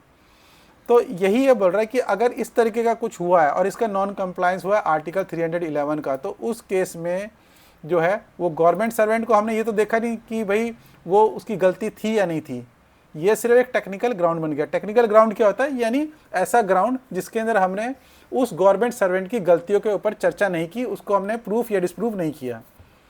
तो उस केस में, यानी बेसिकली उन केसेस की यहाँ पे बात हो रही, तो उस केस में उसको क्या मिलेगा वो यहाँ पे बता रहे हैं। तो उस केस में गवर्नमेंट सर्वेंट को पूरा पैसा नहीं मिलेगा, ये क्लियरली यहाँ पे लिखा हुआ है। The government servant shall be paid such amount not being the whole. Not being the whole का मतलब पूरा पैसा उसको नहीं मिलेगा ऑफ द पे एनालिसिस। अब कितना मिलेगा वो जो कॉम्पिटेंट अथॉरिटी वो डिसाइड करेगी, जैसा कि हमने ऊपर भी डिस्कस किया था। यानी वो कॉम्पिटेंट अथॉरिटी जो उस गवर्नमेंट सर्वेंट को मौका देगी एक रिप्रेजेंटेशन करने का कि भी हम आपकी, पहले हम बोलेंगे जैसे जो कॉम्पिटेंट अथॉरिटी उसने एक ऑर्डर पास किया कि हम आपकी पे एनालिसिस को 100% नहीं देंगे, हम आपकी पे एनालिसिस को कम कर रहे हैं, तो आप बताओ क्यों इसको कम नहीं किया जाए। तो वह रिप्रेजेंट करेगा कि नहीं मेरी गलती नहीं थी या ऐसा सा था वैसा सा, जो भी बोलेगा वो, फिर उसको ध्यान में रखते हुए वो ऑर्डर पास करेगा कॉम्पिटेंट अथॉरिटी। तो the government servant shall be paid such amount not being the whole, पूरा नहीं मिलेगा, of the pay and allowances to which he would have been entitled, जिसके लिए वो इंटाइटलमेंट होता जिसका। अगर वो डिसमिस नहीं होता तो वो अपनी जॉब कर रहा होता नॉर्मली रूटीन वे में, उसको पूरे तनख्वाह मिल रही होती है, पूरे पैसे मिल रहे थे, पूरे अलाउंसेस मिल रहे थे। तो जो भी वो पूरे अलाउंसेस मिल रहे होते उसको, अब वो पूरे नहीं मिलेंगे। ठीक है, एज द केस में भी, एज द कॉम्पिटेंट अथॉरिटी में determine after giving notice to the government servant of the quantum proposed. तो वो कितना देना चाह रही है। मान लिया कि कॉम्पिटेंट अथॉरिटी ने डिसाइड किया कि मैं इसको 80% दूंगा, पूरा नहीं दूंगा, 100% नहीं दूंगा, इसके पे एनालिसिस का इसको 80% दूंगा, और बोला कि भाई मैं 80% देना चाहता हूँ, आप अपना रिप्रेजेंट करना चाहते हो तो रिप्रेजेंट करके आप बताओ। तो वो रिप्रेजेंटेशन अपनी सबमिट कर सकता है। 60 डेज मैक्सिमम टाइम है, जैसे कि ऊपर डिस्कस किया, दोबारा रिपीट नहीं करेंगे हम। और उस 60 डेज के अंदर ही उसे अपना जवाब देना है, और फिर उस जवाब को कंसिडर करते हुए जो कॉम्पिटेंट अथॉरिटी वो डिटरमाइन करेगी कि 80% ही देना है या ज़्यादा देना है या कम देना है, लेकिन 100% नहीं दे सकता। वो क्यों नहीं दे सकता, क्योंकि उसका जो एक तरह से यहाँ पे ऑर्डर सेट असाइड हुआ है वो non compliance of technical ground के वजह से हुआ है, यानी टेक्निकल ग्राउंड फुलफिल नहीं किया उसकी वजह से हुआ है। उसके मेरिट पे नहीं किया, उसके केस को डिस्कस नहीं किया गया, उसके चार्जेस को डिस्कस करके प्रूफ या डिसप्रूफ नहीं किया गया। ठीक है, आगे आते हैं। Treatment of period of absence from duty when government service not fully exonerated. अब इस केस के अंदर जैसे कि ऊपर वाले में हमने देखा था, अगर किसी को बाइज्जत बरी किया गया है तो उसका जो भी पीरियड ऑफ एब्सेंस है, जब वो डिसमिस हुआ उससे लेकर जब उसको रिइंस्टेट किया गया, उस पीरियड को ड्यूटी का पीरियड माना गया। तो इस केस में क्या होगा, जब उसको पूरी तरह से एक्सोनरेट नहीं किया गया, तो इसमें यह बताया गया है कि the period of absence from duty including the period of suspension preceding his dismissal, removal and compulsory retirement as the case may be shall not be treated as the period of duty spent on duty. उसको duty का period नहीं माना जाएगा unless the competent authority specifically directs that it shall be treated so for any specified period. तो यानी जो normal understanding होगी कि उसको ड्यूटी का पीरियड नहीं माना जाएगा जब तक कि कॉम्पिटेंट अथॉरिटी अपने ऑर्डर में लिखकर नहीं बोल देती कि भाई इसका ये जो पीरियड है इसको ड्यूटी माना जाएगा फॉर द पर्पज़ ऑफ, वो पर्पज़ वहाँ पे लिखना पड़ेगा, for the purpose of increment, for the purpose of promotion, for the purpose of retirement, for the purpose of so and so allowances. तो वो उस ऑर्डर में स्पेसिफाई करना पड़ेगा कि भाई इसको ड्यूटी का पीरियड इसके पर्पज़ की वजह से माना जाएगा। इन जनरल वो ड्यूटी का पीरियड नहीं होगा, लेकिन अगर कॉम्पिटेंट अथॉरिटी चाहे तो किसी स्पेसिफिक पर्पज़ के लिए बोल सकती है कि भाई इसको ड्यूटी का पीरियड माना जाए। यानी इन जनरल वो ड्यूटी का पीरियड नहीं है, लेकिन अगर कॉम्पिटेंट अथॉरिटी इतनी दरिया दिल है, वो बोलती है नहीं भाई इसका नुकसान हो जाएगा इस गवर्नमेंट सर्वेंट का, इसको मैं इसके रिटायरमेंट के पर्पज़ के लिए मैं इसको ड्यूटी का पीरियड बोल देता हूँ कि भाई माना जाएगा, ठीक है। या जो सर्कमस्टांसेस है, फैक्ट और सर्कमस्टांसेस है केस के सर्कमस्टांसेस के में लगता है कि भाई इसके साथ इनजस्टिस हो जाएगा अगर इसका जो ये एब्सेंस का पीरियड है उसको रिटायरमेंट के लिए ड्यूटी का पीरियड ना माना जाए। तो जो भी फिलहाल रीज़न होगा उस केस के अंदर कॉम्पिटेंट अथॉरिटी को लिखना पड़ेगा अपने ऑर्डर के अंदर कि किस पर्पज़ के लिए इसको ड्यूटी का पीरियड माना जा रहा है। अगर कॉम्पिटेंट अथॉरिटी कुछ भी नहीं लिखता तो ये मान लिया जाएगा कि वो ड्यूटी नहीं काउंट की गई, provided that the government servant so desire. लेकिन एक चॉइस गवर्नमेंट सर्वेंट को दी गई है, तो गवर्नमेंट सर्वेंट का क्या चॉइस है, क्या डिज़ायर, अगर वो ये चाहता है तो वो अपने एब्सेंस को पीरियड को लीव लेकर उसको रेगुलेट कर सकता है, रेगुलराइज कर सकता है। तो if the government servant so desire such authority may direct that the period of absence from duty including the period of suspension preceding his dismissal, removal और compulsory retirement as the case में be shall be converted into leave of any kind due and admissible to the government servant। तो वो अगर government servant चाहता है तो उसका जो भी एब्सेंस का पीरियड है या सस्पेंशन का पीरियड है उसको किसी तरह के लीव में कन्वर्ट करा सकता है अगर वो चाहे तो। और इस केस में ये जो अथॉरिटी है जो उसका रिइंस्टेटमेंट कर रही है या जो इस तरीके का ऑर्डर पास कर रही है वही सुप्रीम अथॉरिटी है, वही कॉम्पिटेंट अथॉरिटी है और किसी हायर अथॉरिटी की ज़रूरत नहीं है इस लीव पीरियड में कन्वर्ट करने के ऑर्डर को निकालने के लिए। तो ये नोट में लिखा हुआ है the order of competent authority, यहाँ पे जो कॉम्पिटेंट अथॉरिटी है अंडर द प्रीसीडिंग प्रोवाइजो, ये जो प्रोवाइजो है इसके अंदर शैल बी एब्सोल्यूट, एब्सोल्यूट मतलब किसी और अथॉरिटी की ज़रूरत नहीं है, and no higher sanction shall be necessary for the grant of. अगर वो अथॉरिटी ग्रांट करती है एक्स्ट्रा ऑर्डिनरी लीव 3 महीने से ज़्यादा की या दूसरी किसी भी तरह की लीव 5 साल के एक्सेस में, तो वो कॉम्पिटेंट है ये करने के लिए, किसी और हायर अथॉरिटी की ज़रूरत नहीं पड़ेगी। तो ये कॉम्पिटेंट अथॉरिटी जो उसका रिइंस्टेटमेंट कर रही है या बाकी ये उसके अलाउंसेस डिसाइड कर रही है, तो वही अगर चाहे तो गवर्नमेंट सर्वेंट को किसी तरह की लीव में उसको कन्वर्ट कर सकती है उसको एब्सेंस के पीरियड को। और ये अथॉरिटी जो है कॉम्पिटेंट है 3 महीने से ज़्यादा एक्स्ट्रा ऑर्डिनरी लीव देने के लिए या 5 साल से ज़्यादा लीव को इन ऑल देने के लिए, क्योंकि 5 साल से ज़्यादा लीव नहीं दी जा सकती, ये लीव रूल में लिखा हुआ है एक टाइम पे।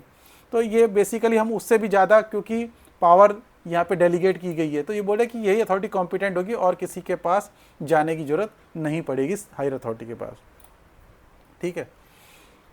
तो ये जो एक्स्ट्रा ऑर्डिनरी लीव 3 महीने से ज़्यादा की ये temporary employment temporary government servant के केस की बात कर रहा है, और क्योंकि टेम्परेरी गवर्नमेंट सर्वेंट को ये एक्स्ट्रा ऑर्डिनरी लीव यहाँ पे 3 महीने से ज़्यादा देने की बात हो रही है, और 5 साल से ज़्यादा जो लीव देने की बात होती है वो परमानेंट एम्प्लॉय को होती है। परमानेंट एम्प्लॉय को 5 साल से ज़्यादा लीव मिल सकती है, तो उससे ज़्यादा भी लीव देनी हो तो वो पावर भी यहाँ पे ये जो यहाँ पे अथॉरिटी होगी उसी के पास है। तो उससे ज़्यादा के लिए यानी क्योंकि 5 साल तो मैक्सिमम कोई भी जो भी कंट्रोलिंग अथॉरिटी वो दे सकती है, 5 साल से ज़्यादा देने के लिए फिर हायर अथॉरिटी के पास जाना पड़ेगा।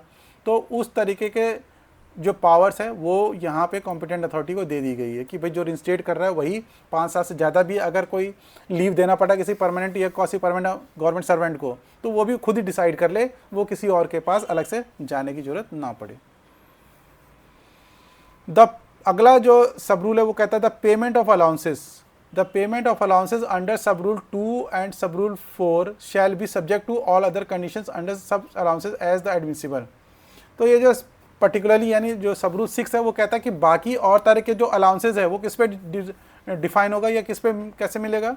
तो ये जो यहाँ पे जो भी उसको पूरी पे अलाउंसेज मिल रहा है या कम मिल रहा है उसके अकॉर्डिंग ही उसके बाकी अलाउंसेज डिसाइड होंगे, ये सब रूल 6 कहता है। The pay and allowances under sub rule 2, सब रूल 2 था आपका जब वहाँ पे पूरी तरह से उसको बाइज्जत बरी की जाती है।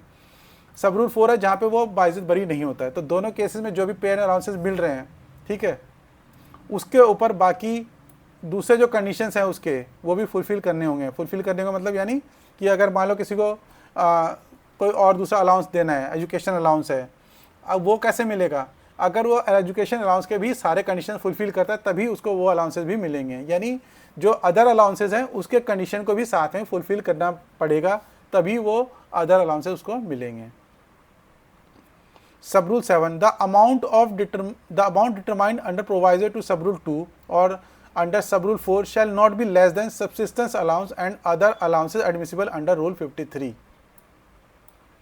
तो ये यहाँ पे कह रहे हैं कि जो सब रूल प्रोवाइजर था सब रूल 2 का, प्रोवाइजर सब रूल 2 का क्या था कि अगर गवर्नमेंट सर्वेंट की वजह से डिले हो जाता है, यानी जो प्रोसीडिंग वो डिले हो जाती है तो उसके सब्सिस्टेंस अलाउंस को कम कर दिया जाएगा, यही था।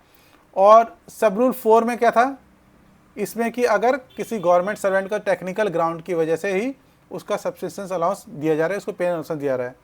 तो इन दोनों केस के अंदर जो ये अमाउंट होगा जो भी उसको पे एंड अलाउंसेस दिए जा रहे हैं वो अमाउंट कितना हो सकता है, वो अमाउंट उसके सब्सिस्टेंस अलाउंस से और बाकी अलाउंसेस से कम नहीं हो सकता। कहने का मतलब ये है कि ये जो सब रूल 2 है, सब रूल 2 एक बार मैं दोबारा से दिखा देता हूँ। सब रूल 2 ये आपका ये था जब वो फुली एक्सोनरेट हो रहा था, तो इस केस में उसको फुल पे एंड अलाउंसेस मिलेगा अगर उसकी कोई गलती नहीं है, उसकी वजह से डिले नहीं हुआ। अगर डिले है उसकी वजह से तो डिले पीरियड के लिए कम कर दिया जाएगा, ठीक है। इसी तरह से जो 4 है, 4 के अंदर टेक्निकल ग्राउंड्स पे उसकी जो डिसमिसल का ऑर्डर है वो रिमूव कर, उसको सेट असाइड कर दिया गया और यहाँ पे उसको पूरा पैसा नहीं दिया रहा, ये क्लियर है। अब लेकिन दिया कितना जाएगा, तो दिया कितना जाएगा वो यहाँ पे बता रहे हैं कि दिया उसको उतना जाएगा जिससे उसका सब्सिस्टेंस अलाउंस और बाकी अलाउंसेस जो है उससे वो नीचे ना जाए। यानी कहने का मतलब इसको अगर किसी गवर्नमेंट सर्वेंट को सब्सिस्टेंस अलाउंस हाफ पे मिल रहा था और बाकी अलाउंसेस भी कुछ और मिल रहे थे तो उससे कम तो नहीं दिया जाएगा उसको किसी भी केस के अंदर, ठीक है। तो ऊपर चाहे उसकी गलती थी या नहीं थी, जो सब्सिस्टेंस अलाउंस है और बाकी अलाउंसेस को मिलाकर जितना भी आ रहा है उससे कम उसके अलाउंसेस नहीं किए जाएंगे। यानी कहने का मतलब ये हुआ कि गवर्नमेंट सर्वेंट चाहे वो टेक्निकल ग्राउंड पे उसका ऑर्डर डिसमिसल का हटाया गया हो या उसकी गलती डिले की वजह से कुछ हुआ हो, उन दोनों ही केसेस में यानी हाफ पे और बाकी अलाउंसेस से कम तो उसका नहीं होगा, जैसा कि रूल 53 के अंदर बताया गया था, ठीक है। सब रूल 8 क्या कहता है, any payment made under this rule to government servant on his reinstatement shall be subject to adjustment to the of the amount if any earned by him through an employment during the period between the date of removal, dismissal or compulsory retirement and the date of reinstatement। अब जब वो remove हुआ और जब वो रिइंस्टेट हुआ उसके बीच में मान लिया कि उसने कोई काम कर लिया, तो उस काम करने से उसको जो भी अर्निंग हुई उसको एडजस्ट किया जाएगा, ये भी यहाँ पे ध्यान में रखना है। तो where emolument admissible under this rule are equal to less than, अगर यहाँ पे जो उसको देने का बनता देन बनती है, देन मतलब कि जो भी इन कंडीशंस के अंदर उसको देना बनता है, और जो उसने एम्प्लॉयमेंट किया बाहर, अगर बाहर वो ज़्यादा कमाया जितना उसका बनता देने का और बाहर उसने ज़्यादा कमा लिया तो उसको क्या दिया जाएगा, कुछ भी नहीं दिया जाएगा।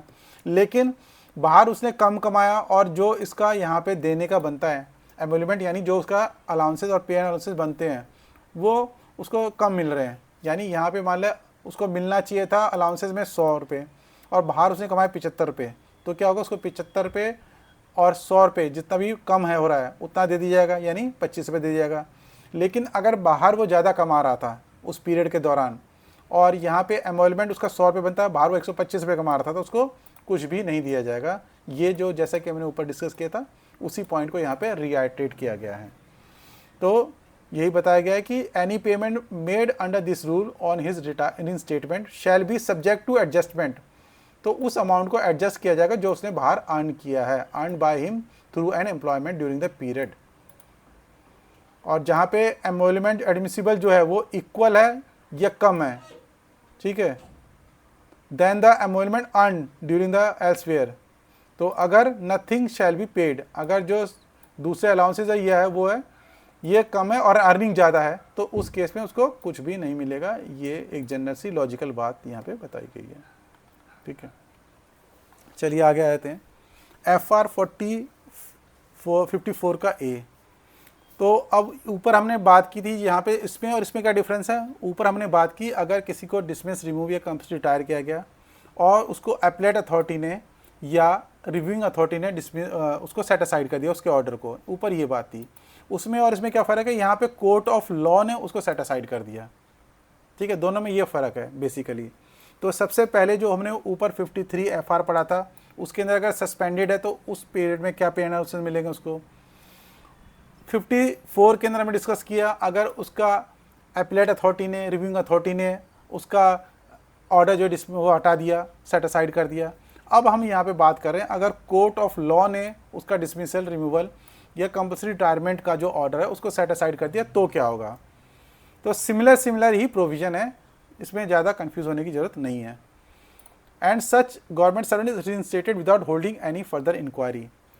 कोर्ट ऑफ लॉ ने उसके डिसमिसल, रिमूवल और कंपल्सरी रिटायरमेंट का जो ऑर्डर था उसको सेट असाइड कर दिया, यानी उसको खारिज कर दिया, और ये ऑर्डर किया कि गवर्नमेंट सर्वेंट को रिइंस्टेट करना है विदाउट एनी फर्दर इंक्वायरी, और कोई इंक्वायरी नहीं होगी। तो उस केस में जो ये एब्सेंस का पीरियड हुआ, the period of absence from duty shall be regularised, उसको रेगुलराइज कर दिया जाएगा।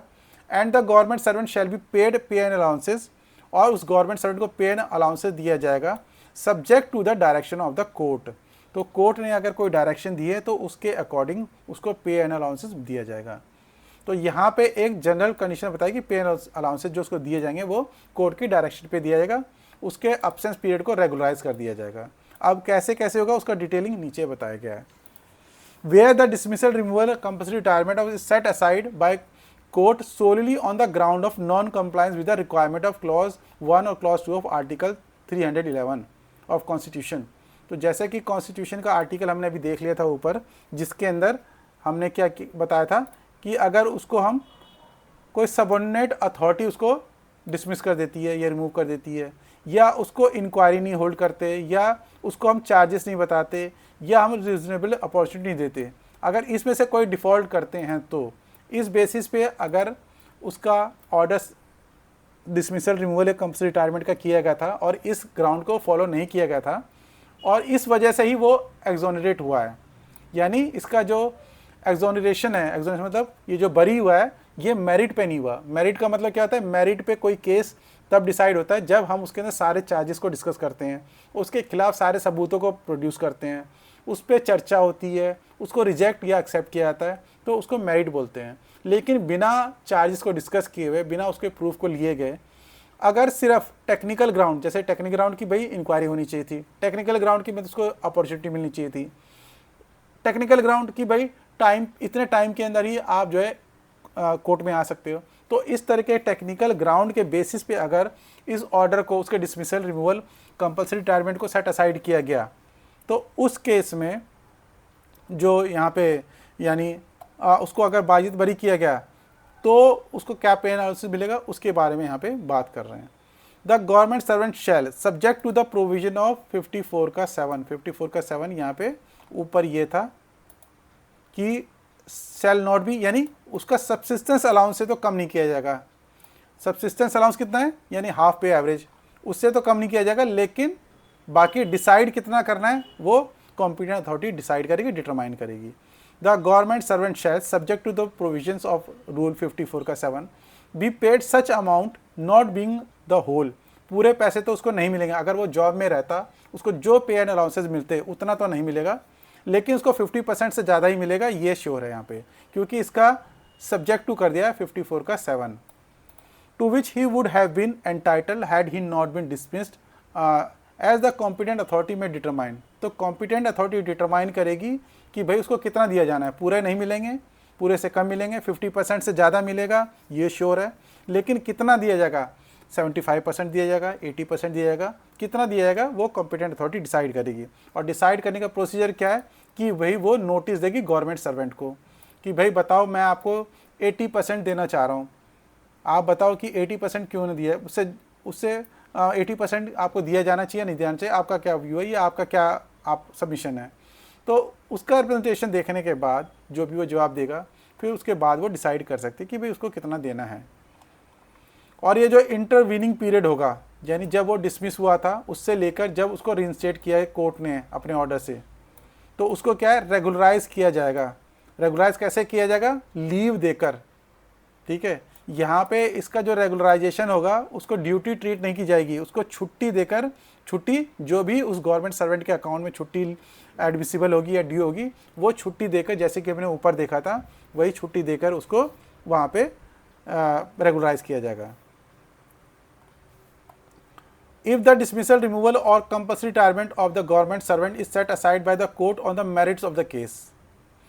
अब दूसरा केस वो बताएगा, ऊपर था टेक्निकल ग्राउंड्स पे अगर वो जो है उसको रिइंस्टेट किया गया, लेकिन अगर गवर्नमेंट सर्वेंट को जो है on merits of the case पे अगर उसको रिइंस्टेट किया गया तो क्या होगा? The period intervening between the date of dismissal और जब उसको रिइंस्टेट किया shall be treated as duty for all purposes. तो अगर मेरिट केस के मेरिट पे उसको डिसाइड किया गया, मेरिट पे मतलब सबको कंसीडर करते हुए, चार्जेस को कंसीडर करते हुए, एविडेंस को कंसीडर करते हुए, सबको करते हुए उसको बाइज्जत बरी किया गया, तो उस केस में तो उस पीरियड को, एब्सेंस ऑफ ड्यूटी के पीरियड को ड्यूटी माना जाएगा फॉर ऑल पर्पजेज और फुल पे एंड अलाउंसेस दिया जाएगा। तो ये भी रीजनेबल है, ये भी मतलब फेयर लग रहा है कि अगर भाई किसी केस को कोर्ट ने पूरी तरह से डिसाइड किया, पूरी तरह से डिसाइड करने के बाद जजमेंट दिया और उसको बाइज्जत बरी किया, तो उस केस में उसको पूरे पैसे मिलेंगे और जो भी एब्सेंस का पीरियड है उसको ड्यूटी ट्रीट की जाएगी। ये यहाँ पे बताया गया, यानी एफआर ये कहता है 54 का ए।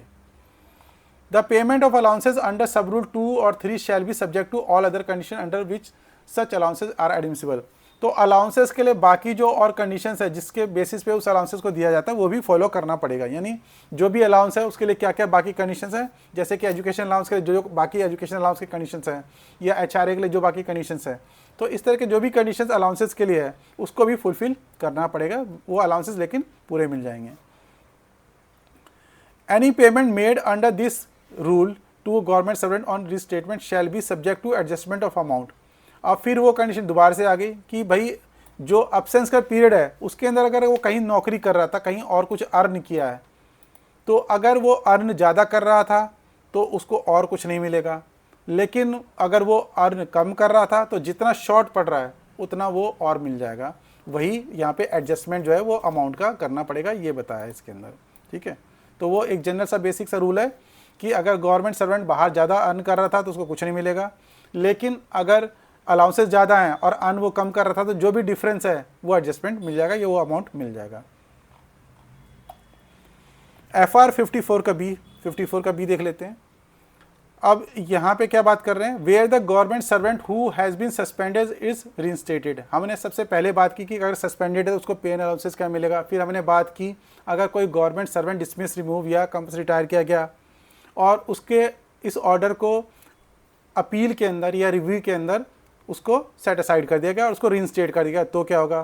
फिर हमने 54 के ए में बात की, अगर गवर्नमेंट सर्वेंट का कोर्ट ऑफ लॉ से जो ऑर्डर ऑफ रिइंस्टेटमेंट आ जाता है तो क्या होगा। अब यहाँ पे हम बात कर रहे हैं कि अगर कोई गवर्नमेंट सर्वेंट सस्पेंडेड है, सस्पेंशन उसका ख़त्म किया गया और उसको दोबारा से रिइंस्टेट किया गया, तो क्या होगा, कैसे कैसे चलेगा, उसके बारे में यहाँ पे अब बात हो रही है।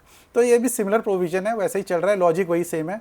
सब एफआर के अंदर यहाँ पे इस चैप्टर के अंदर लॉजिक वही चल रहा है कि कोई पूरी तरह से बाइज्जत बरी हो रहा है तो उस केस में, या मेरिट ऑफ द केस के ऊपर डिसाइड हो रहा है तो उस केस में उसको पूरी पे दे दो। अगर वो जॉब में रहता तो उसको जो पे एंड अलाउंसेस मिलते वो सारा दे दो और उस पीरियड को ड्यूटी ट्रीट करो। लेकिन अगर उसकी गलती है और उसको टेक्निकल ग्राउंड्स पे, यानी उस ऑर्डर को सेट असाइड किया गया डिसमिसल ऑर्डर को, तो उस केस में डिसाइड करना पड़ेगा कॉम्पिटेंट अथॉरिटी को कि कितना देना है। पूरा नहीं दिया जाएगा लेकिन कितना देना है वो डिसाइड किया जाएगा। और मिनिमम उसके अंदर भी रखा है कि मिनिमम 50% तो मिलेगा, हाफ पे तो मिलेगा, सब्सिस्टेंस अलाउंस के बराबर तो उसको मिलेगा। उससे ज़्यादा कितना मिलेगा वो कॉम्पिटेंट अथॉरिटी डिसाइड कर लेगी। अब इस पर आ जाता है 54 के बी में। तो अगर जो गवर्नमेंट सर्वेंट इसको सस्पेंड किया गया था उसको रिइंस्टेट किया गया और वुड हैव बीन रिइंस्टेटेड, या उसको रिइंस्टेट कर दिया जाता अगर वो रिटायर नहीं होता, तो उस केस में क्या होगा। The authority competent to order reinstatement shall consider and make a specific order. तो जो कॉम्पिटेंट अथॉरिटी है जो रिस्टेट उसको कर रही है वही ऑर्डर करेगी उसके पे एंड अलाउंसेस का, और दूसरा कि उसकी ड्यूटी को क्या ट्रीट करना है उसके बारे में भी। तो specific order regarding the pay and allowances to be pay to the government servant for the period of suspension ending with restatement और the date of his retirement including premature retirement as the case में be. तो जो भी उसका period of suspension है और इंस्टेटमेंट है उसके बीच का जो भी पीरियड है उसमें क्या पे एंड अलाउंसेस को मिलनी चाहिए, फिर उसके बाद उस पीरियड को क्या ट्रीट करना है उसके बारे में कौन डिसाइड करेगा, यही कॉम्पिटेंट अथॉरिटी जो उसको रिइंस्टेट कर रही है वही करेगी। ठीक है। अब है not standing anything contain in rule 53। Rule 53 में जो भी दिया गया था उसके बावजूद यहाँ पे क्या बता रहे हैं, where a government servant under suspension dies. देखिए वैसे तो लिखा हुआ था कि एक गवर्नमेंट सर्वेंट को क्या मिलेगा अगर सस्पेंडेड है, लेकिन उसके बावजूद अगर एक गवर्नमेंट सर्वेंट सस्पेंडेड है और वो उसकी डेथ हो जाती है तो यहाँ पे लीनियंट व्यू लिया गया है और बोला है कि उसको फुल पे एंड अलाउंसेस दिया जाएगा। तो इसीलिए बोला है not standing anything contain in rule 53। Rule 53 के अंदर कुछ भी लिखा होगा कि सस्पेंडेड आदमी को क्या मिलना चाहिए, सस्पेंडेड गवर्नमेंट सर्वेंट को क्या मिलेगा, उसके बावजूद अगर किसी गवर्नमेंट सर्वेंट की सस्पेंशन के दौरान डेथ हो जाती है तो उसके ऊपर ये किसी तरीके का चार्ज नहीं रहेगा, ये सब रूल 2 कहता है। यानी ये यहाँ पे ये कहा गया कि the period between the date of suspension and the date of death, suspend जब जिस दिन से हुआ और जब उसकी डेथ हुई उस पूरे पीरियड को एक तो ड्यूटी ट्रीट किया जाएगा फॉर ऑल पर्पसेस, सारे पर्पस के लिए, इंक्रीमेंट हो, जीपीएफ हो, कोई भी अलाउंस हो, हर पर्पस के लिए, कोई रिटायरमेंट बेनिफिट हो, सबके लिए उसको क्या ट्रीट किया जाएगा, ड्यूटी ट्रीट की जाएगी और उसकी फैमिली को फुल पे एंड अलाउंसेस दिया जाएगा उस पीरियड के लिए, subject to the adjustment in respect of subsistence allowance already paid. सिर्फ एडजस्टमेंट किसका होगा, अगर उसको पहले से कोई सब्सिस्टेंस अलाउंस दिया गया था क्योंकि वो सस्पेंडेड था, तो अगर उसको हाफ पे एवरेज सैलरी मिल रही थी, कोई अलाउंसेस मिल रही थी तो उसको एडजस्ट कर दिया जाएगा, लेकिन बाकी उसको फुल पे एंड अलाउंसेस दिया जाएगा। तो डेथ के केस में एक गवर्नमेंट सर्वेंट को पूरे पे एंड अलाउंसेस के साथ उसको विदा किया जाता है, ये आप जनरल लैंग्वेज में बोल सकते हैं। सब रूल 3 क्या कहता है, where the authority competent to order reinstatement is of opinion that suspension was wholly unjustified.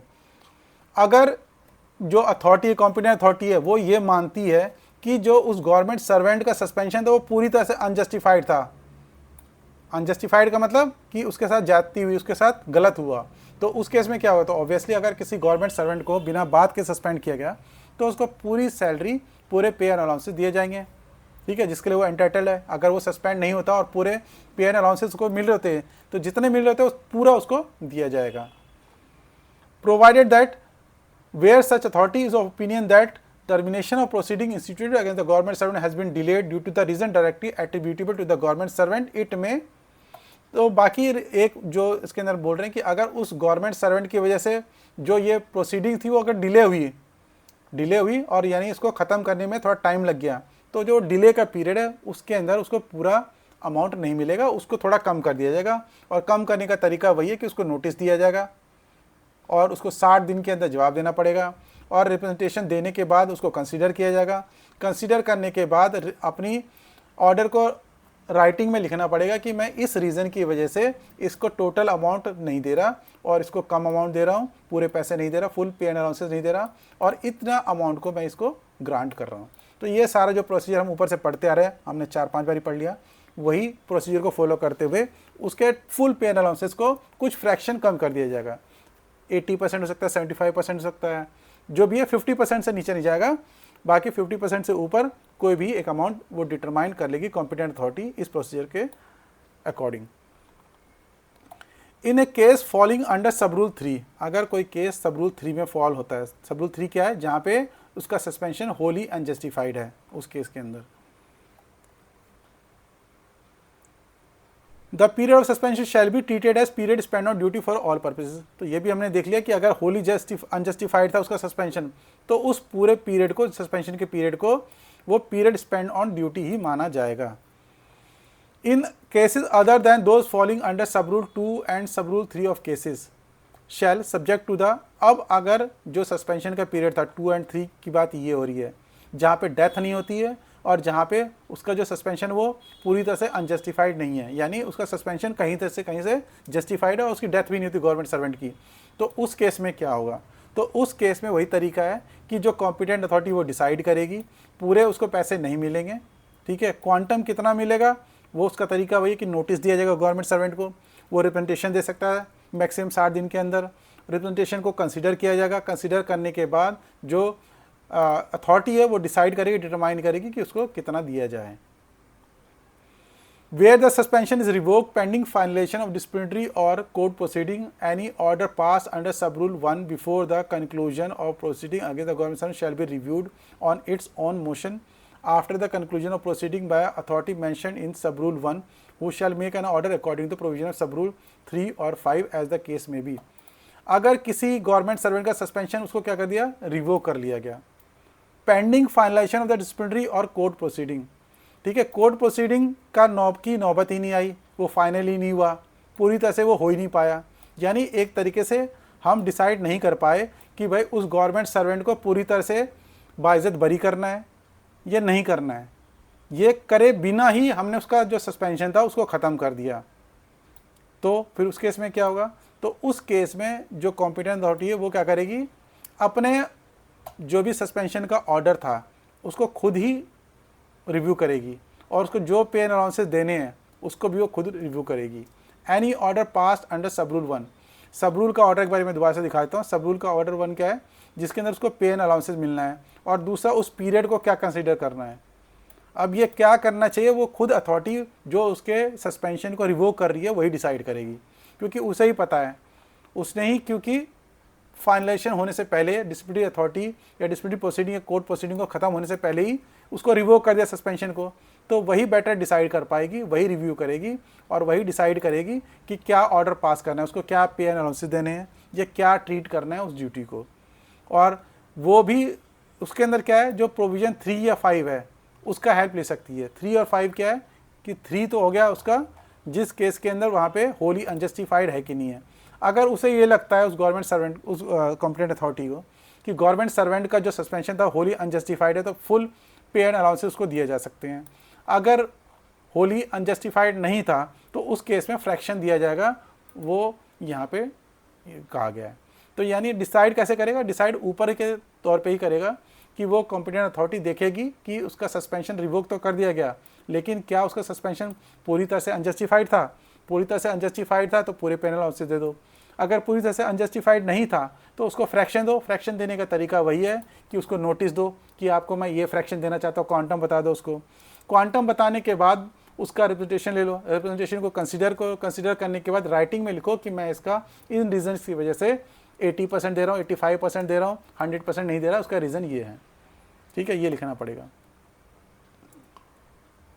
In cases falling under sub rule 5, सब रूल 5 कहाँ पे, जहाँ पे उसका जो सस्पेंशन था पूरी तरह से अनजस्टिफाइड नहीं था, यानी कहीं ना कहीं उसकी भी गलती थी गवर्नमेंट सर्वेंट की। The period of suspension shall not be treated as period spend on duty, तो जहाँ पे गवर्नमेंट सर्वेंट की ड्यूटी मानी जा रही है, ओपिनियन ऐसा है, तो वहाँ पे उसको पीरियड स्पेंड ऑन ड्यूटी नहीं माना जाएगा।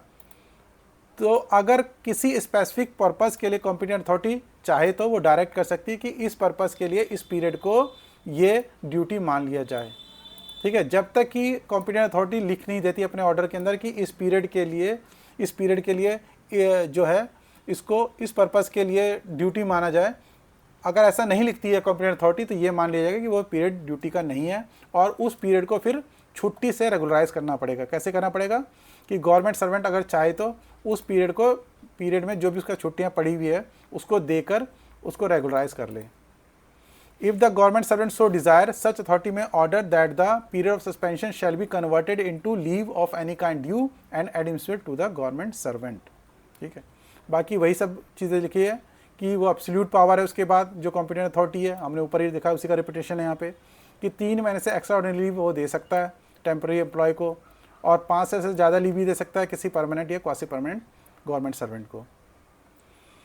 बाकी जो पे ऑफ अलाउंसेस है वो भी उसको मिल सकती है subject to the other conditions. अगर पे एंड अलाउंसेस के जो दूसरे कंडीशन है वो फुलफिल होता है तो वो जो बाकी अलाउंसेस है वो भी उस सस्पेंडेड गवर्नमेंट सर्वेंट को मिल सकता है।